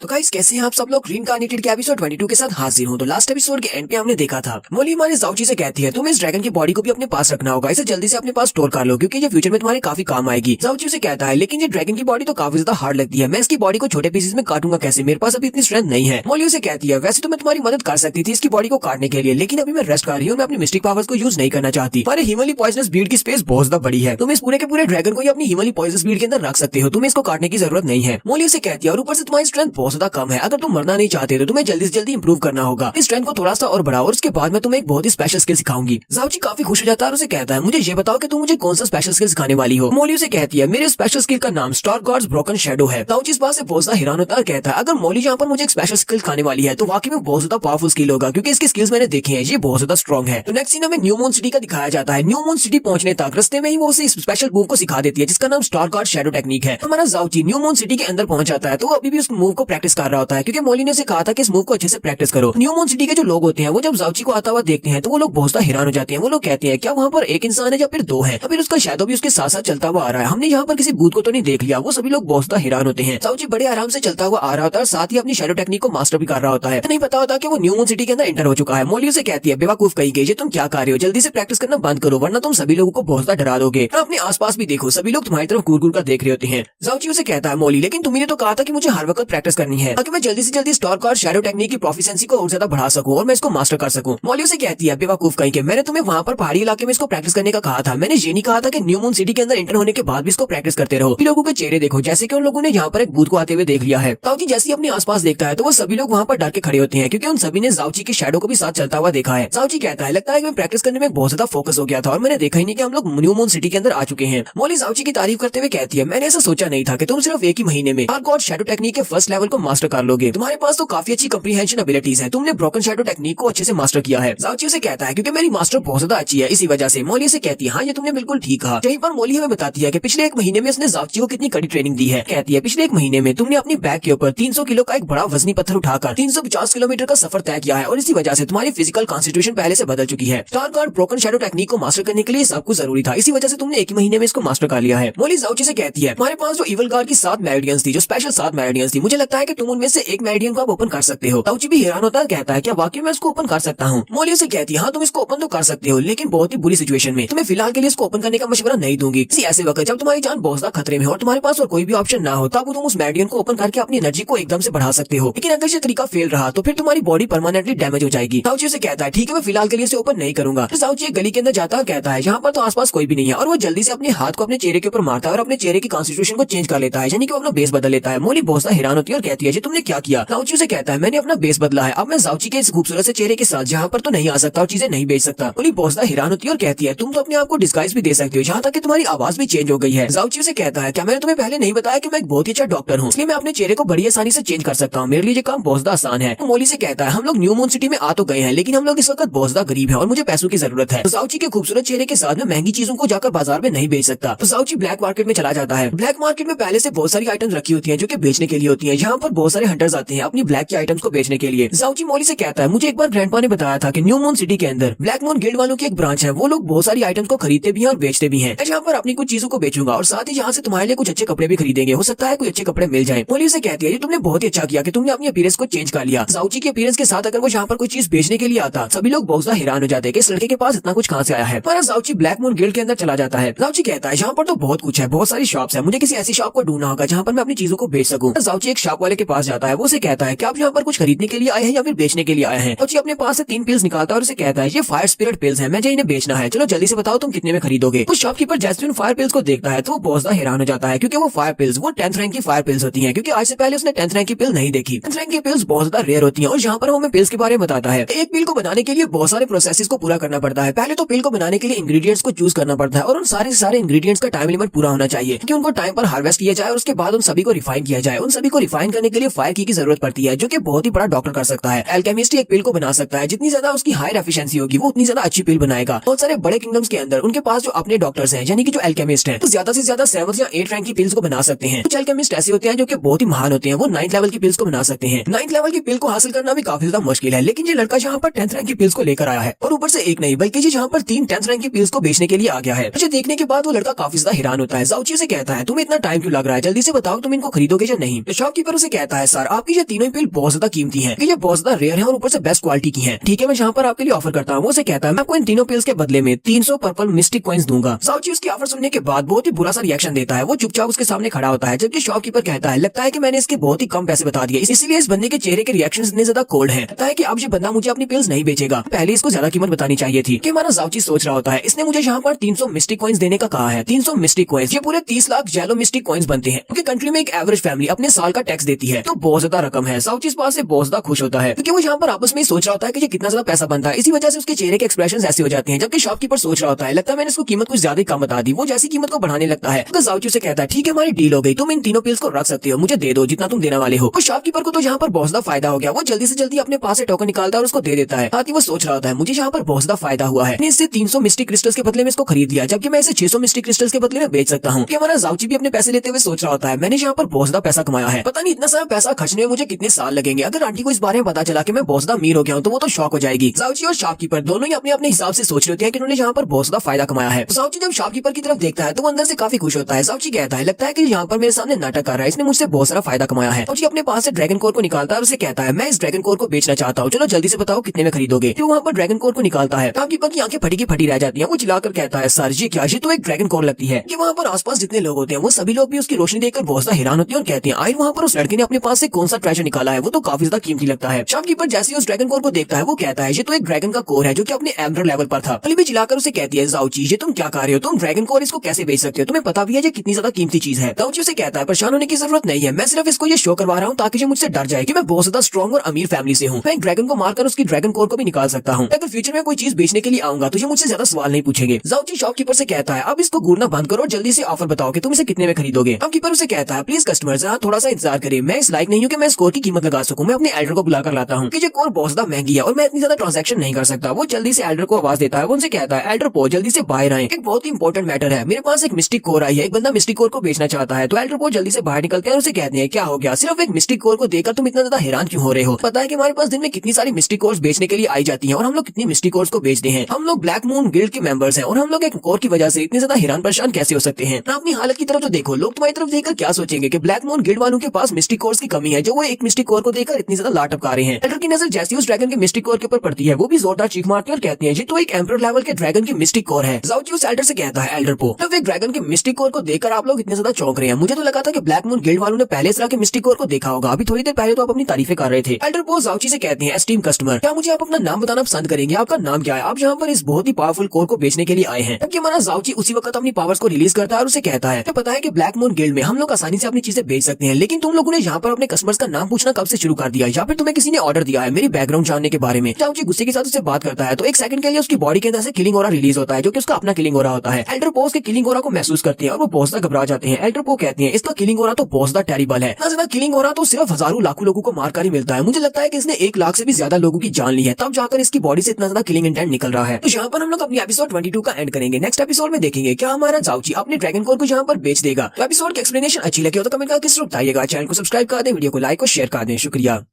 गाइस कैसे हैं आप सब लोग। रीइंकार्नेटेड के एपिसोड 23 के साथ हाजिर हूँ। अगर आप मेरे चैनल पर नए हैं और अभी तक चैनल को सब्सक्राइब नहीं किया हुआ तो जल्दी से चैनल को सब्सक्राइब कर दें, वीडियो को लाइक और शेयर कर दें। शुक्रिया। लास्ट एपिसोड के एंड पे हमने देखा था जाओची अपने पास से ड्रैगन कोर को निकालता है और उसे भी बेचने की कोशिश करता है। तो शॉपकीपर उसे कहता है मैं अपने एल्डर को बुलाता हूँ। तो एल्डर पो वहाँ पर आते हैं और वहाँ पर आकर वो ड्रैगन कोर को देखकर बहुत ज्यादा हैरान होते हैं। फिर साथ ही वो जाओची से उसका नाम पूछते हैं। जाओची गुस्से के साथ से कहता है तुम लोगों ने कब से अपने कस्टमर्स का नाम पूछना शुरू कर दिया, और उसी वक्त जाओची की बॉडी से उसका किलिंग इंटेंट रिलीज होता है। देखकर एल्डर पो बहुत ज्यादा घबरा जाते हैं और कहते हैं ठीक है मैं समझ गया, मैं तुमसे तुम्हारा नाम नहीं पूछूंगा। मेरा ऐसा कोई भी बुरा इरादा नहीं है, मैं तो सिर्फ इसलिए आपका नाम जानना चाहता था क्योंकि आप एक महान वॉरियर हैं। अगर आपने एक रियल ड्रैगन को मार दिया है जो कि अपनी एम्परर स्टेज पर था और उसके ड्रैगन कोर को निकाला है, तो इसका मतलब आप एक फियरलेस वॉरियर हैं। साथ ही एल्डर पो से कहते हैं में मिस्टिक कोर्स होती हैं जो कि ऐसे बीस्ट की बॉडी से निकाली गई हो जो कि अपने एम्परर रैंक पर हो, वो सभी की सभी बहुत ज्यादा कीमती होती है, एक्सट्रीमली वैल्यूएबल चीज है। इस तरह की मिस्टिक कोर्स 100 साल या 50 साल के बाद ही किसी को दिखाई देती है, क्योंकि एम्परर लेवल के बीस्ट को मारना पॉसिबल नहीं है और कोई ऐसा होता है जो किसी एम्परर लेवल के बीस्ट को मार पाता है। इसलिए ये सब कुछ देखकर इतना हैरान हुआ हूँ कि आप यहाँ पर इतना कीमती ट्रेजर लेकर आए हैं हमें बेचने के लिए। एल्डर पो हमारे जाओची से कहते हैं एस्टीम कस्टमर, ये वाली चीज बहुत ज्यादा महंगी है, हम इस ड्रैगन कोर को खरीद नहीं सकते। अगर मैं अपने पूरे के पूरे ब्लैक मून गिल्ड को भी बेच दूं और इससे जो पैसे मिलेंगे वो सारे के सारे भी आपको ऑफर करूं तब भी कम होंगे, इसलिए मैं इसकी कीमत का अंदाजा भी नहीं लगा सकता। जाओची उसे कहता है लेकिन ये चीज मेरे लिए बेकार है, इसी वजह से मैं इसको बेच रहा हूँ। एल्डर पो की बात सुनने के बाद सोच रहे होते हैं ये बंदा आखिर कितना ज्यादा स्ट्रॉन्ग है और इसका लेवल कितना ज्यादा हाई है। यहाँ पर ये कह रहा है कि ये ड्रैगन कोर इसके लिए बेकार है, हालांकि ड्रैगन कोर बहुत ही पावरफुल चीज है। हमारा जाओची उस ड्रैगन कोर को उठा लेता है और वापस अपनी जेब में रख लेता है। वो उसे कहता है अगर तुम इसकी कीमत नहीं दे सकते तो इसका मतलब तुम इसको खरीद नहीं सकते, मैं इसे वापस रख रहा हूँ। तो जाने से पहले जाओची उस एल्डर पो से पूछता है क्या तुम्हें सीकॉन्ग के बारे में पता है। एल्डर पो की बात सुनने के बाद कहते हैं मुझे यहाँ पर याद है कि हमारे इस पूरे न्यू मून सिटी में सिर्फ एक ही सीकॉन्ग नाम का बंदा है। यहाँ पर एक सेक्टर है जिसका नाम न्यू मून मिस्टिक पैलेस है, तो वहाँ का एक ग्रेट एल्डर है। वो बंदा काफी ज्यादा अच्छा है और इसकी अथॉरिटी भी यहाँ पर काफी ज्यादा है क्योंकि वो न्यू मून सिटी में न्यू मून सेक्टर का एक एल्डर है, इसी वजह से उसके कोई रिलेटिव है। जबकि जाओची इस बात से खुश होता है कि उसने सीकॉन्ग के बारे में सारी इन्फॉर्मेशन निकलवा ली है। वो खुश होकर वहाँ से चल पड़ता है, आगे से कोई भी जवाब नहीं देता। जबकि एल्डर पो से कह रहे होते हैं एस्टीम कस्टमर, अगर दोबारा आपको कोई बिजनेस करना हो तो प्लीज हमारी दुकान पर ही आइएगा। एल्डर पो सोच रहे होते हैं ये बंदा तो वाकई में बहुत ज्यादा स्पेशल है, थोड़ी कम करता है लेकिन जितनी भी करता है काम ही करता है। हमारा जाओची जब चलता हुआ उस शॉप से बाहर निकल रहा होता है, उसी वक्त मोली उसे कहती है प्लीज अभी यहीं पर रुको, इस शॉपकीपर के पास एक बहुत ही अच्छी ड्रेस है, मुझे वो वाली ड्रेस चाहिए। यहीं पर शॉपकीपर के पीछे एक ड्रेस को दिखाते हैं, एक रेड कलर की ड्रेस होती है। जाओची उसे कहता है तुम्हें पहले ये बात बतानी चाहिए थी, मैं उसके सामने अपने एटीट्यूड के साथ बात करके बात को खत्म करके वापस की तरफ मुड़ रहा हूँ। अगर मैं वापस से उसी के पास ही जाऊंगा तो मेरी तो काफी ज्यादा इंसल्ट हो जाएगी कि मैं अपनी बात खत्म करने के बाद वापस उसके पास क्या करने के लिए आया हूँ। मोली उसे कहती है मुझे इस बात से फर्क नहीं पड़ता, जाओ जाकर उसे वो वाली ड्रेस खरीद कर दो। जाओची थोड़ी दूर जाने के बाद वापस पीछे की तरफ मुड़ता है। एल्डर पो भी काफी हैरान होते हैं कि अब ये वापस क्यों आ रहा है। तो जाओची उसके पास वापस आने के बाद कहता है मुझे वो ड्रेस चाहिए। एल्डर पो जल्दी से उस ड्रेस की तारीफें करना शुरू कर देते हैं। वो उसे कहते हैं कस्टमर, इस ड्रेस का नाम स्मोकी रेड फेरी ड्रेस है। वाली स्पेशल ड्रेस ऐसी लड़कियों के लिए बनाई गई है जिनकी उम्र 14 साल से कम हो। हालांकि ये ड्रेस काफी छोटी है लेकिन इसका डिजाइन काफी ज्यादा यूनिक है, इसलिए मुझे नहीं लगता कि आपको ये वाली ड्रेस खरीदनी चाहिए क्योंकि ये आपकी वाइफ को पूरी नहीं आएगी। कि हमारा जाओची बड़े स्ट्रेट फेस रखते हुए कहता है नहीं ये ड्रेस मेरी वाइफ के लिए नहीं बल्कि मेरी बेटी के लिए है। और उसकी बेटी वाली बात सुनने के साथ ही गुस्सा हो जाती है और उसे गालियां दे रही होती है। एल्डर पो जाओची को उस ड्रेस की खासियत के बारे में बता रहे होते हैं। वो उसे कहते हैं ह्यूमनली स्नो सिल्क वर्म के सिल्क के साथ बनाया गया, इसलिए ये बहुत ज्यादा स्पेशल है। इसके अलावा इसके ऊपर पूरे 81 पीसेस लगाए गए हैं, वो भी ब्लड जेम के, इसकी खूबसूरती को बढ़ाने के लिए। जाओची सोच रहा होता है आखिर एक ड्रेस के ऊपर कौन ब्लड जेम लगाता है, वो भी इतने ज्यादा, और इसको ह्यूमनली सिल्क से किसने बनाया, इतनी ज्यादा महंगी ड्रेस बनाने का क्या फायदा। जाओची ये सोचकर काफी ज्यादा परेशान होता है कि मैंने अभी भी यहाँ से काफी सारे पैसे कमाए हैं, अगर मैं इस ड्रेस को खरीदूंगा तो मैं फिर से गरीब हो जाऊंगा क्योंकि जितना इस मर्चेंट ने इसकी तारीफ कर दिया मुझे लगता है कि ये वाली ड्रेस ये मुझे बहुत ज्यादा महंगी देने वाला है। जाओची कहता है तो क्या मुझे यहाँ पर इससे डिस्काउंट मांगना चाहिए, लेकिन अगर मैं डिस्काउंट की बात करूंगा तो एल्डर पो पता नहीं मेरे बारे में क्या सोचेंगे। एल्डर पो भी जाओची की तरफ ही देख रहे होते हैं। वो जल्दी से उस ड्रेस को हैंगर के ऊपर से उतारते हैं और जाओची से कहते हैं एस्टीम कस्टमर, क्योंकि तुमने यहाँ पर हमें काफी कुछ बेचा है, तुम हमारे सबसे स्पेशल कस्टमर हो, इसी वजह से ये वाली ड्रेस मैं तुम्हें फ्री देता हूँ, ये हमारी तरफ से एक गिफ्ट है, प्लीज इस गिफ्ट को एक्सेप्ट करें और आइंदा भी हमारी शॉप वाली चीजें बेचने और खरीदने के लिए आना। जाओची तो इस बात से बहुत ज्यादा खुश होता है लेकिन वो शो नहीं करवा रहा। वो जल्दी से अपना हाथ आगे बढ़ाता है, ड्रेस ले लेता और कहता है ठीक है मैं तुम्हें याद रखूंगा, अगली बार भी मैं तुम्हारी शॉप के ऊपर ही आऊंगा। जाओची वो ड्रेस लेकर वहाँ से चला जाता है। जबकि उसके जाने के बाद छोटा शॉपकीपर एल्डर पो से कहता है एल्डर पो, इससे पहले कभी न्यू मून सिटी में इस तरह के मास्टर के बारे में नहीं सुना, साथ ही मैंने इसकी स्ट्रेंथ को भी चेक किया था। जब ये यहाँ पर एंटर हुआ था तब इसकी स्ट्रेंथ सिर्फ मिस्टिक राम के फर्स्ट लेवल पर थी, लेकिन ये इतना ज्यादा स्ट्रॉन्ग नहीं है। है। एल्डर पो से कहते हैं तुम अभी बहुत ज्यादा यंग हो, इसी वजह से तुम्हें इतना ज्यादा एक्सपीरियंस नहीं है। इस बंदे के पास जो ड्रैगन कोर थी वो एक रियल ड्रैगन की थी। अगर इसने एक एम्परर लेवल के ड्रैगन को मारा है, इसके लिए अपनी स्ट्रेंथ को छुपाना कोई बड़ी बात नहीं है, क्योंकि तुम बहुत ज्यादा वीक हो, इसी वजह से तुम उसकी बॉडी के अंदर से निकलने वाले किलिंग इंटेंट को महसूस नहीं कर पाए। बॉडी के अंदर से जितना ज्यादा किलिंग इंटेंट निकल रहा था, मुझे लगता है कि उसने कम से कम 1 मिलियन लोगों की जान ली है, यानी 10 लाख लोगों की जान ली होगी, जाकर उसकी बॉडी से इतना ज्यादा डेंस हो रहा निकल पा रहा है। ये बात सुनते ही वो छोटा शॉपकीपर भी बहुत ज्यादा घबरा जाता है और कहता है क्या वाकई में वो इतना ज्यादा खतरनाक बंदा था। जाओची शॉप से जब बाहर आता है तो मोली काफी ज्यादा गुस्से में होती है। वो चिल्लाकर उसे कहती है तुम्हारी हिम्मत कैसे हुई वहाँ पर मुझे अपनी बेटी कहने की। जाओची उसे कहता है मास्टर क्या तुम चाहती हो कि मैं वहाँ पर उसे बताता कि ये ड्रेस मेरी मास्टर के लिए। वो भी हैरान हो जाता है कि मेरी मास्टर मुझसे भी छोटी है, इसी वजह से मैंने उसे कह दिया कि जो मेरी बेटी के लिए है। मोली उसे कहती है चलो ठीक है मैं तुम्हें इस बार माफ कर देती हूँ, क्योंकि मुझे यहाँ पर मेरी पसंद की ड्रेस मिल गई है, इसी वजह से। मोली उसे कहती है लेकिन तुमने उस शॉपकीपर को अपने पास से ड्रैगन कोर दिखा दी, तुम्हें इस बात का डर नहीं है कि वो लोग तुम्हारे पीछे लोगों को भेज सकते हैं ताकि तुमसे ड्रैगन कोर को छीना जा सके। जाओची उसे कहता है नहीं, वो किसी को भी यहाँ पर नहीं भेजेंगे, मुझे पता है कि मेरे पास ड्रैगन कोर है और मैंने किसी ड्रैगन को मारकर इसको हासिल किया है, इसी वजह से वो बहुत ज्यादा डरे हुए हैं। मोली जाओची की बात सुनने के बाद कहती है वो एल्डर पो वो खुद भी काफी स्ट्रॉन्ग था, देखकर लगता तो नहीं है कि वो इतनी आसानी से डरेगा, लेकिन जब उसने वहाँ पर तुम्हारे ओरा को देखा तो वो बहुत ज्यादा घबरा गया था। आज तुम्हारी बॉडी से इतना ज्यादा ओरा निकल कैसे रहा था। साथ ही हमारी मोली सोच रही होती है थोड़ी देर के लिए इसकी बॉडी के अंदर से किलिंग ओरा निकला था और वो बहुत ज्यादा डेंस था, इतना ज्यादा डेंस के मेरे किलिंग ओरा के बराबर था। जाओची उसे यहाँ पर किलिंग ओरा के बारे में कुछ भी नहीं बताता, तो वो लोग चलते हुए न्यूमोन मिस्टिक पैलेस के बाहर पहुंच जाते हैं। जाओची कहता है ग्रैंडपा ने मुझे कहा था कि मुझे सीकॉन्ग को ढूंढना है, लगता है कि वो ग्रेट एल्डर मुझे यहीं पर मिलेगा, चलो अंदर चलते हैं। जैसे वो वहाँ पर अंदर जाने लगता है उसी वक्त उसे साइड से आवाज आती है। साला चिल्लाकर उसे कहता है जीजा जी आप यहाँ पर क्या कर रहे हैं। जाओची बहुत हैरान होता है और कहता है ये कैसे हो सकता है, ये तो उसी की आवाज है, वो यहाँ पर कैसे हो सकता है। तो युनबा भागता हुआ वहाँ पर आता है, कहता है जीजा जी ये तो वाकई में तुम हो, तुम यहाँ पर कैसे आए। और वो भागता हुआ आता है अपनी पुरानी आदत, वो आके उसे गले से लगा लेता है और बियर हाक देता है, जबकि जाओची उसे कह रहा होता है युनबा जल्दी से मुझे छोड़ दो, क्या तुम चाहते हो कि तुम्हारी बहन बड़ी जवानी में विधवा हो जाए। युनबा उसे छोड़ देता है और कहता है जीजा जी मैं आपको देखकर बहुत ज्यादा एक्साइटेड हो गया था और फिर से आपको गले से लगा लिया, प्लीज मुझे माफ करना। मैंने सुना था कि आज से 6 महीने पहले आपको आपकी जाओ फैमिली से निकाल दिया गया, मैं आपको ढूंढने की कोशिश भी की थी लेकिन आप मुझे कहीं पर भी नहीं मिले। आज यहाँ पर आपको देखकर इसी वजह से मैं बहुत ज्यादा एक्साइटेड हो गया। जाओची उसे कहता है युनबा तुम्हें परेशान होने की जरूरत नहीं है, तुम्हें पता है ना कि मैं तुम्हें पिछले 10 साल से जानता हूँ, तुम जानते हो मैं कितना लकी हूँ, मैं इतनी आसानी से नहीं मरने वाला। वो युनबा से कहता है युनबा तुम बताओ कि तुम यहाँ पर क्या कर रहे हो। युनबा अपनी तारीफ करते हुए कहता है जीजा जी मैं यहाँ पर पिछले 6 महीने से हूँ और मैं यहाँ पर एक स्टूडेंट बन चुका हूँ। यहाँ पर न्यूमोन मिस्टिक पैलेस में क्लास ए है और मैं क्लास ए का स्टूडेंट हूँ। मैं आपको ये भी बता दूं कि क्लास ए को ज्वाइन करने के लिए आपके पास बहुत ज्यादा पोटेंशियल होनी चाहिए, इसी वजह से मुझे क्लास ए में रखा गया है। जाओची उसे कहता है क्या तुम्हें लगता है कि मुझे तुम्हारी पोटेंशियल के बारे में नहीं पता, मुझे लगता है कि तुम यहाँ पर कनेक्शंस को यूज करते हुए एडमिशन ले पाए हो, वरना तुम्हें एडमिशन नहीं मिलना था। युनबा उसे कहता है हाँ जीजा जी आपने बिल्कुल ठीक कहा, आपको तो पता चल गया यहाँ पर कनेक्शंस को यूज करते ही आया हूँ, लेकिन जीजा जी आप यहाँ पर क्या कर रहे हैं।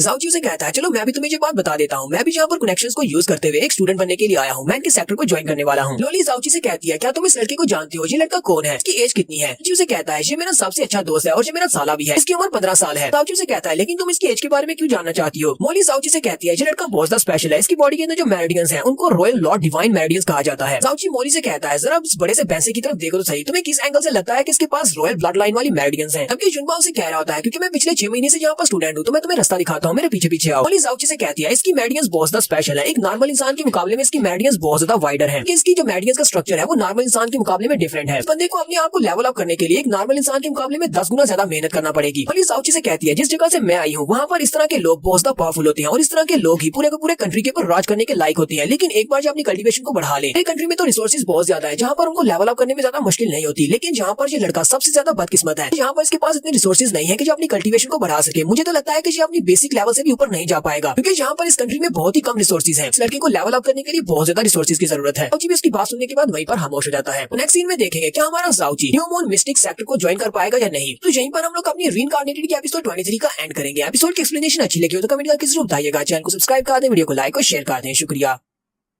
तो गाइस कैसे हैं आप सब लोग। रीइंकार्नेटेड के एपिसोड 24 के साथ हाजिर हो। तो इस एपिसोड की शुरुआत में युनबा जाओची को एल्डर सीकॉन्ग के पास लेकर जाता है। एल्डर सीकॉन्ग जाओची से कहती है तुम कौन हो, तुम्हारे मुझे बताया कि तुम मुझसे मिलना चाहते हो। तो जाओची एल्डर सीकॉन्ग को अपने बारे में बताता है। वो उनसे कहता है मेरा नाम युनची है और मैं फ्लोटिंग क्लाउड सिटी से यहाँ पर आया हूँ। फ्लोटिंग क्लाउड सिटी में आपके एक पुराने दोस्त है, उनका नाम जाओ ली है, मैं उनका पोता हूँ। वहाँ सुनते ही सीकॉन्ग जल्दी से उठकर खड़े हो जाते हैं और कहते हैं हाँ मैं उस बंदे को जानता हूँ, वो मेरा बहुत ही अच्छा दोस्त है। और उनसे कहता है मेरे ग्रैंडफादर अभी भी वहीं पर फ्लोटिंग क्लाउड सिटी में है, लेकिन उन्होंने मुझे आपके पास भेजा और साथ ही अपने पास से टोकन उनको देता है और कहता है ग्रैंडपा ने मुझे जो टोकन दिया था और आपको देने को कहा था। एल्डर सीकॉन्ग कहते हैं 7 साल गुजर चुके हैं, अगर 7 साल पहले तुम्हारे ग्रैंडपा ने मेरे बेटे की जान नहीं बचाई होती तो मेरा बेटा मर चुका होता। मेरे बेटे के अलावा मेरा कोई भी नहीं है, मेरा कोई भी डिसेंडेंट जिंदा नहीं बच पाता। मुझे इस बात पर यकीन नहीं हो रहा कि उसका ग्रैंडसन इतना बड़ा हो चुका है और आज यहाँ पर मेरे सामने खड़ा है। युनबा जाओची से कहता है जीजा जी तुम्हारा नाम तो जाओची है, तुमने अपना नाम युनची क्यों बताया है। जाओची से कहता है तुम्हें तो पता है कि 6 महीने पहले जाओ फैमिली वालों ने मुझे घर से निकाल दिया था, इसी वजह से मैं जाओ फैमिली का नाम अपने नाम के साथ नहीं लगा सकता। मैंने अपना नाम चेंज करके अपना नाम युनची रख लिया है। अरे बात मैं तुम्हें बाद में बताऊंगा। सीकॉन्ग से कहते हैं मैंने फ्लोटिंग क्लाउड सिटी के अंदर जो इंसिडेंट हुआ उसके बारे में फिर कुछ सुना है। और मुझे लगता है कि तुम्हारी जाओ फैमिली अंधी हो चुकी है, जिन्होंने तुम्हारे जैसे टैलेंटेड बच्चे को अपनी फैमिली से बाहर निकाल दिया। तुम वाकई में एक बहुत ज्यादा टैलेंटेड लड़की हो। तुम्हारी उम्र इस वक्त अभी सिर्फ 16 साल होगी। तुम इस वक्त अपनी बेसिक ग्राउंड के फर्स्ट लेवल तक पहुंच चुके हो। मुझे लगता है कि फ्यूचर में तुम्हारी कल्टीवेशन बहुत ज्यादा तेजी से बढ़ने वाली है। तुम अब इस बात से बहुत ज्यादा हैरान हो जाता है और चिल्लाकर कहता है, ऐसा कैसे हो सकता है एल्डर, लगता है आपको कोई गलती लगी है। मेरे जीजा जी तो पैदाइश के वक्त से टूटी हुई मेरिडियंस के साथ पैदा हुए थे। मैं इनको बचपन से जानता हूँ, इनके पास तो कल्टीवेशन थी ही नहीं, फिर ये अचानक से बेसिक ग्राउंड पर कैसे पहुंच गए। जाओची उसे कहता है ये भी एक लंबी स्टोरी है और ये बात भी सच है कि इस वक्त मैं अपनी बेसिक ग्राउंड के फर्स्ट लेवल पर हूँ। जाओची सीकॉन्ग से कहता है, एल्डर सीकॉन्ग आपने मेरी कल्टीवेशन तो देख लिया, क्या आप मुझे अपने सेक्टर में एक डिसाइपल के तौर पर एक्सेप्ट करेंगे। एल्डर सीकॉन्ग से कहते हैं, हाँ क्यों नहीं, हम तुम्हें अपना डिसाइपल बनाएंगे, लेकिन उससे पहले मुझे तुम्हारी मेरिडियंस को चेक करने दो कि मैं तुम्हारी पोटेंशियल को जान सकूं। वो आगे बढ़ते हैं और उसका हाथ पकड़कर उसकी मेरिडियंस को चेक करते हैं, लेकिन साथ ही वो बहुत ज्यादा हैरान हो जाते हैं। एल्डर सीकॉन्ग कहते हैं, तुम्हारी बॉडी में इस वक्त पूरी 16 मेरिडियंस एक्टिवेटेड है। इस वक्त तुम्हारी उम्र भी 16 साल है, ये तो बहुत ज्यादा शानदार है। उनके सामने झुकते हुए कहता है, एल्डर आपका बहुत बहुत शुक्रिया, आप सिर्फ मेरी 16 मेरिडियंस को देखकर बहुत ज्यादा हैरान हो गए हैं, लेकिन असल में मेरे पास 16 नहीं बल्कि पूरी की पूरी 54 मेरिडियंस अनलॉक्ड है। मैंने सिर्फ आपको 16 ही शो करवाई है, आप शॉक की वजह से बेहोश ना हो जाएं। एल्डर सीकॉन्ग उसकी बात सुनते ही बहुत ज्यादा एक्साइटेड हो जाते हैं और जाओची से कहते हैं, क्या वाकई में तुम श्योर हो कि तुम हमारे न्यू मून मिस्टिक पैलेस को ज्वाइन करना चाहते हो। कल्टीवेशन तुम्हारे पास है, मैं तुम्हें बिना एंट्रेंस एग्जाम के यहाँ पर एंट्री दिलवा सकता हूँ। तुम्हें सीधा क्लास ए में ट्रांसफर किया जाएगा, तुम यहाँ के क्लास ए के स्टूडेंट बन जाओगे। जाओची उनसे कहता है, सुनने में तो काफी ज्यादा अच्छा लगता है। तो एल्डर बड़ी स्पीड के साथ भागते हुए जाते हैं, अंदर से जाकर एक टोकन उठाकर लाते हैं, जाओची के कंधे पे वो लगा देते हैं और कहते हैं, ये तुम्हारा बैच है, इसको कभी मत उतारना। बैच का मतलब ये है कि तुम हमारे न्यू मून सेक्टर पैलेस के एक स्टूडेंट हो। साथ ही एल्डर भागते हुए बाहर चले जाते हैं। जाओची उनसे कहता है, लेकिन मुझे यहाँ पर कोई एंट्रेंस सेरेमनी को पूरा नहीं करना चाहिए। एल्डर सीकॉन्ग से कहते हैं, वो सेरेमनी तो बहुत ज्यादा लंबी है, इस वजह से हम लोग उसको स्किप करने वाले हैं। बहुत ही जल्दी यहाँ पर एक बैंक्वेट पार्टी होने वाली है, मैं चाहता हूँ कि उस बैंक्वेट पार्टी में तुम भी आओ। साथ ही एल्डर सीकॉन्ग से बाय बोलकर वहाँ से चले जाते हैं। जाओची जुनबा से कहता है, इतनी जल्दी से यहाँ से क्यों भाग गए, मुझे तो ऐसा लगता है कि जैसे इन्होंने मेरा फायदा उठा लिया, पर मेरे साथ कुछ बुरा हुआ है। जुनबा से कहता है, नहीं जीजा जी, तुम्हारे साथ यहाँ पर कुछ भी बुरा नहीं हुआ, तुम्हारी पोटेंशियल काफी ज्यादा है और वो तुम्हें जल्दी से जल्दी अपना डिसाइपल बनाना चाहते थे और इसी वजह से वो जल्दी से यहाँ से भाग गए हैं। तुम कहीं अपना फैसला ना बदल लो, पास भी ज्यादा कल्टीवेशन होती है, बाकी के सेक्टर वाले उस डिसाइपल को छीन लेते हैं। इसी वजह से एल्डर सीकॉन्ग तुम्हें देखकर बहुत ज्यादा खुश है क्योंकि उन्होंने तुम्हें अपना डिसाइपल बना लिया। और जिसकी बात सुनने के बाद कहता है, तो मुझे लगता है कि यहाँ पर वाकई उन्होंने मेरा फायदा उठाया है। मॉली जाओची से कहती है, तुम कितने दिनों तक यहीं पर इसी सेक्टर में रुकने वाले हो। जाओची कहता है, मुझे लगता है कि मुझे कुछ दिनों तक यहीं पर रुकना चाहिए, ये जगह कल्टीवेशन के लिए काफी ज्यादा अच्छी लगती है। तो जुनबा जाओची को अपने साथ लेकर बाहर आ जाता है और बाहर आने के बाद उसे कहता है, जीजा जी, मुझे ऐसा क्यों कहा कि तुम यहाँ पर कनेक्शंस की मदद से ज्वाइन करने वाले हो, जबकि तुम्हारे पास काफी अच्छी पोटेंशियल है, तुम्हारी कल्टीवेशन भी मुझसे ज्यादा बेहतर है। जाओची से कहता है, मुझे खुद भी इस बारे में नहीं पता था कि मैं इतनी आसानी के साथ यहाँ पर एक्सेप्ट हो जाऊंगा। मुझे ये बताओ कि एल्डर ने एक बैंक्वेट पार्टी के बारे में बताया है, वो बैंक्वेट पार्टी क्या है। जुनबा से बताता है, वो बैंक्वेट पार्टी हमारे नए लीडर के लिए दी गई है। नया लीडर जब सिलेक्ट किया जाता है तब यहाँ पर एक पार्टी दी जाती है और यहाँ पर बाकी के सारे जितने सेक्टर्स हैं वो भी अपने रिप्रेजेंटेटिव्स को भेजते हैं। इन हर बार जब भी यहाँ पर ये बैंक्वेट पार्टी दी जाती है, हर बार हमारे मिस्टिक पैलेस को बहुत ज्यादा शर्मिंदगी का सामना करना पड़ता है। इस तरह की बैंक्वेट पार्टी में होता यह है कि बाकी के सेक्टर वाले जो यहाँ पर रिप्रेजेंटेशन के लिए आए होते हैं और हमारे नए लीडर को कंग्रेचुलेट करने के लिए आए होते हैं, तो अपने स्टूडेंट्स को भेजते हैं हमारे सेक्टर को चैलेंज करने के लिए। यहाँ पर 10 लड़के आगे बढ़ते हैं और 10 बच्चों को चैलेंज करते हैं। हम लोग हर बार 10 के 10 मैचेस को हार जाते हैं क्योंकि हमारे सेक्टर के जितने भी स्टूडेंट्स हैं वो बहुत ज्यादा कमजोर हैं, तो बाकी के सारे सेक्टर्स के स्टूडेंट्स बहुत ज्यादा पावरफुल होते हैं। इसी वजह से हमारे एल्डर की बहुत ज्यादा इंसल्ट हो जाती है। जाओची जुनबा से कहता है, चलो ये बात तो मानने लायक है कि बाकी के सेक्टर के स्टूडेंट्स काफी ज्यादा स्ट्रॉन्ग है और वो यहाँ पर हमारे साथ आकर हमारे बच्चों को चैलेंज करते हैं इस बैंक्वेट पार्टी में। ये वाली बात समझ से बाहर है, क्या वाकई में 10 के 10 बच्चे हार जाते हैं, हमारे उसे एक भी मैच जीतने नहीं होता, क्या हमारे सेक्टर के बच्चे इतने ज्यादा वीक हैं। जुनबा से कहता है, जीजा जी, बात यहाँ पर वीक होने की नहीं है, बात यहाँ पर दूसरों के स्ट्रॉन्ग होने की है, वो सभी लोग हमसे ज्यादा स्ट्रॉन्ग है। हमारे सेक्टर को इंपीरियल फैमिली वालों ने फॉर्म किया था, यानी कि इंपीरियल फैमिली वालों ने इसकी बुनियाद रखी थी और यहाँ पर जितने भी डिसाइपल्स होते हैं वो सारे ही बाद में इंपीरियल फैमिली का हिस्सा बन जाते हैं। क्योंकि जितने सेक्टर्स हैं उन सभी की हिस्ट्री बहुत ज्यादा लॉन्ग है और उनके पास रिसोर्सेज भी बहुत ज्यादा है, हमारे मुकाबले में तो ज्यादा ही है। हमारे सेक्टर में जितने डिसाइपल्स आते हैं उन सभी को एक ना एक दिन इंपीरियल फैमिली को ज्वाइन करना पड़ता है। हमारा सेक्टर जो है इंपीरियल फैमिली के साथ बाउंड है कि बाकी के सारे सेक्टर्स में जितने भी डिसाइपल्स हैं वो सभी लोग फ्री हैं, वो आजादाना अपनी कल्टीवेशन को आगे बढ़ा सकते हैं और उनके ऊपर कोई भी रूल्स एंड रेगुलेशंस नहीं होती। इसी वजह से वो ज्यादा स्ट्रॉन्ग है, हम लोग कम स्ट्रॉन्ग हैं। जाओची जुनबा से कहता है, जितने भी स्टूडेंट्स होते हैं जिनकी कल्टीवेशन हाई होती है वो सभी बहुत ज्यादा प्राउड और एरोगेंट होते हैं। इनमें से कोई भी इंपीरियल फैमिली को ज्वाइन करने के लिए किसी सेक्टर को ज्वाइन नहीं करेगा, लोग आजाद रहकर अपनी कल्टीवेशन को बढ़ाना ज्यादा पसंद करते हैं। जुनबा जाओची से कहता है, हमारे बैंक्वेट में 2 फैमिलीज ऐसी हैं जो कि बहुत ज्यादा पावरफुल हैं, वो लोग भी यहाँ पर आते हैं और उनके यहाँ पर आकर चैलेंज करने के बाद हमारा कोई बच्चा उनके सामने टिक नहीं पाता, ताकि इंपीरियल फैमिली वाले भी उनके साथ पंगा नहीं लेते। एक तो उनमें से फ्लेमिंग स्काई सेक्टर वाले हैं, जबकि दूसरे जाओ सेक्टर की छोटी ब्रांच से है, यानी कि आपके सेक्टर के लोग हैं। जाओची से कहता है, ये ब्रांच सेक्टर क्या होता है, मुझे इसके बारे में बताओ। जुनबा जाओची को उनके बारे में बताता है कि मैंने आपको बताया कि वो जाओ सेक्टर की ब्रांच सेक्टर्स हैं, इसका मतलब यह है कि वो सारे ही जाओ सेक्टर के आउटर डिसाइपल्स होते हैं जो कि जाओ सेक्टर के मेन सेक्टर में रहने के लायक नहीं होते। इसी वजह से उन्हें सेक्टर से निकाल दिया जाता है और वो अपनी छोटी ब्रांचेस में रहते हैं। हालांकि वो अपने सेक्टर के लिए बेकार होते हैं, तो वो सभी लोग अपने सेक्टर में रहने के लायक नहीं होते, इसी वजह से उनको निकाला जाता है। लेकिन उनकी ब्रांचेस बहुत ज्यादा पावरफुल है, जितने भी लोगों को वो डिफेक्टेड करके अपने सेक्टर से निकालते हैं वो लोग हमारे न्यू मून पैलेस से ज्यादा स्ट्रॉन्ग है। जाओची जुनबा की बात सुनने के बाद सोच रहा होता है, इसने बताया कि साइड ब्रांचेस वाले लोग भी इतने ज्यादा पावरफुल हैं, तो इनकी मेन ब्रांचेस कितनी ज्यादा पावरफुल होंगी। जुनबा काफी ज्यादा खुश होता है और जाओची से कहता है, जीजा जी, इस बार का बैंक्वेट पिछली बार के बैंक्वेट से काफी ज्यादा अच्छा होने वाला है। पिछली बार 5 साल पहले बैंक्वेट पार्टी में हमारे 10 के 10 स्टूडेंट्स हार गए थे और बहुत ही बुरी तरह से हारे थे, लेकिन इस बार हमारे पास काफी अच्छे स्टूडेंट्स हैं। जाओची उसे कहता है, तुम्हारे कहने का क्या मतलब है, क्या हमारे यंगर जनरेशन में बहुत ही टैलेंटेड बच्चे हैं, मुझे ये बताओ कि तुम यहाँ पर किसकी बात कर रहे हो। हमारे पास कोई मौका है, आज के मैचेस को जीतने का।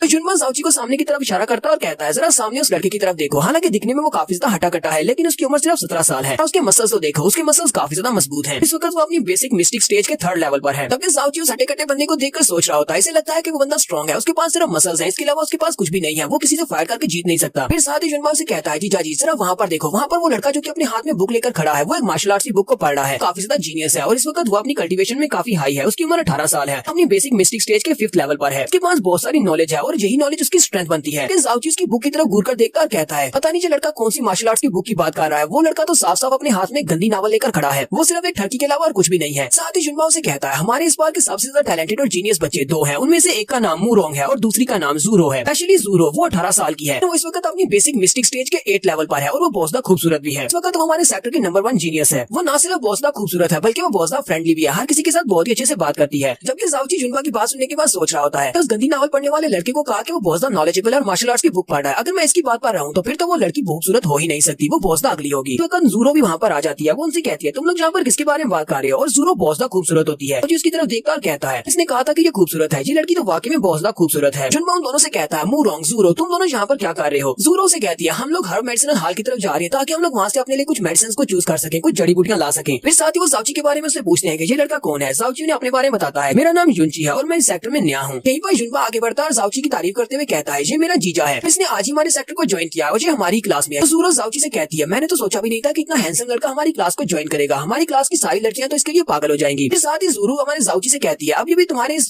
छोटे दोस्त ने कहा कि तुम इसके जीजा जी हो, क्या तुम्हारी शादी हो चुकी है। और जी जैसे वहाँ पर उसको कुछ बताने लगता है जुनवा आगे बढ़ता है और उसे कहता है हाँ इसकी शादी हो चुकी है, ये मेरा जीजा जी है क्योंकि इसकी मेरी बहन के साथ शादी हुई है। इसकी उम्र सिर्फ 16 साल है, लेकिन 6 महीने पहले इसकी और मेरी बहन की शादी हुई थी। जूरो से कहती है तुम्हारी उम्र सिर्फ 16 साल है और तुम्हारी शादी भी हो चुकी है, लगता है कि तुम्हारी दुल्हन बहुत ज्यादा खूबसूरत होगी। वो उसे कहता हाँ वो बहुत ज्यादा खूबसूरत है क्योंकि वो मेरी बहन है इसलिए वो बहुत ज्यादा खूबसूरत है। हमारा जाओची जहाँ पर लड़की बिठाने की कोशिश कर रहा था और जुनवा ने उसके सारे के सारे प्लान के ऊपर पानी फेर दिया। इस एपिसोड में देखेंगे क्या हमारा जाओची यहाँ पर लड़की फंसाने में कामयाब हो पाएगा या नहीं। एपिसोड की एक्सप्लेनेशन अच्छी लगी हो तो कमेंट करके जरूर बताइएगा। चैनल को सब्सक्राइब कर दे, वीडियो को लाइक और शेयर कर दे। शुक्रिया।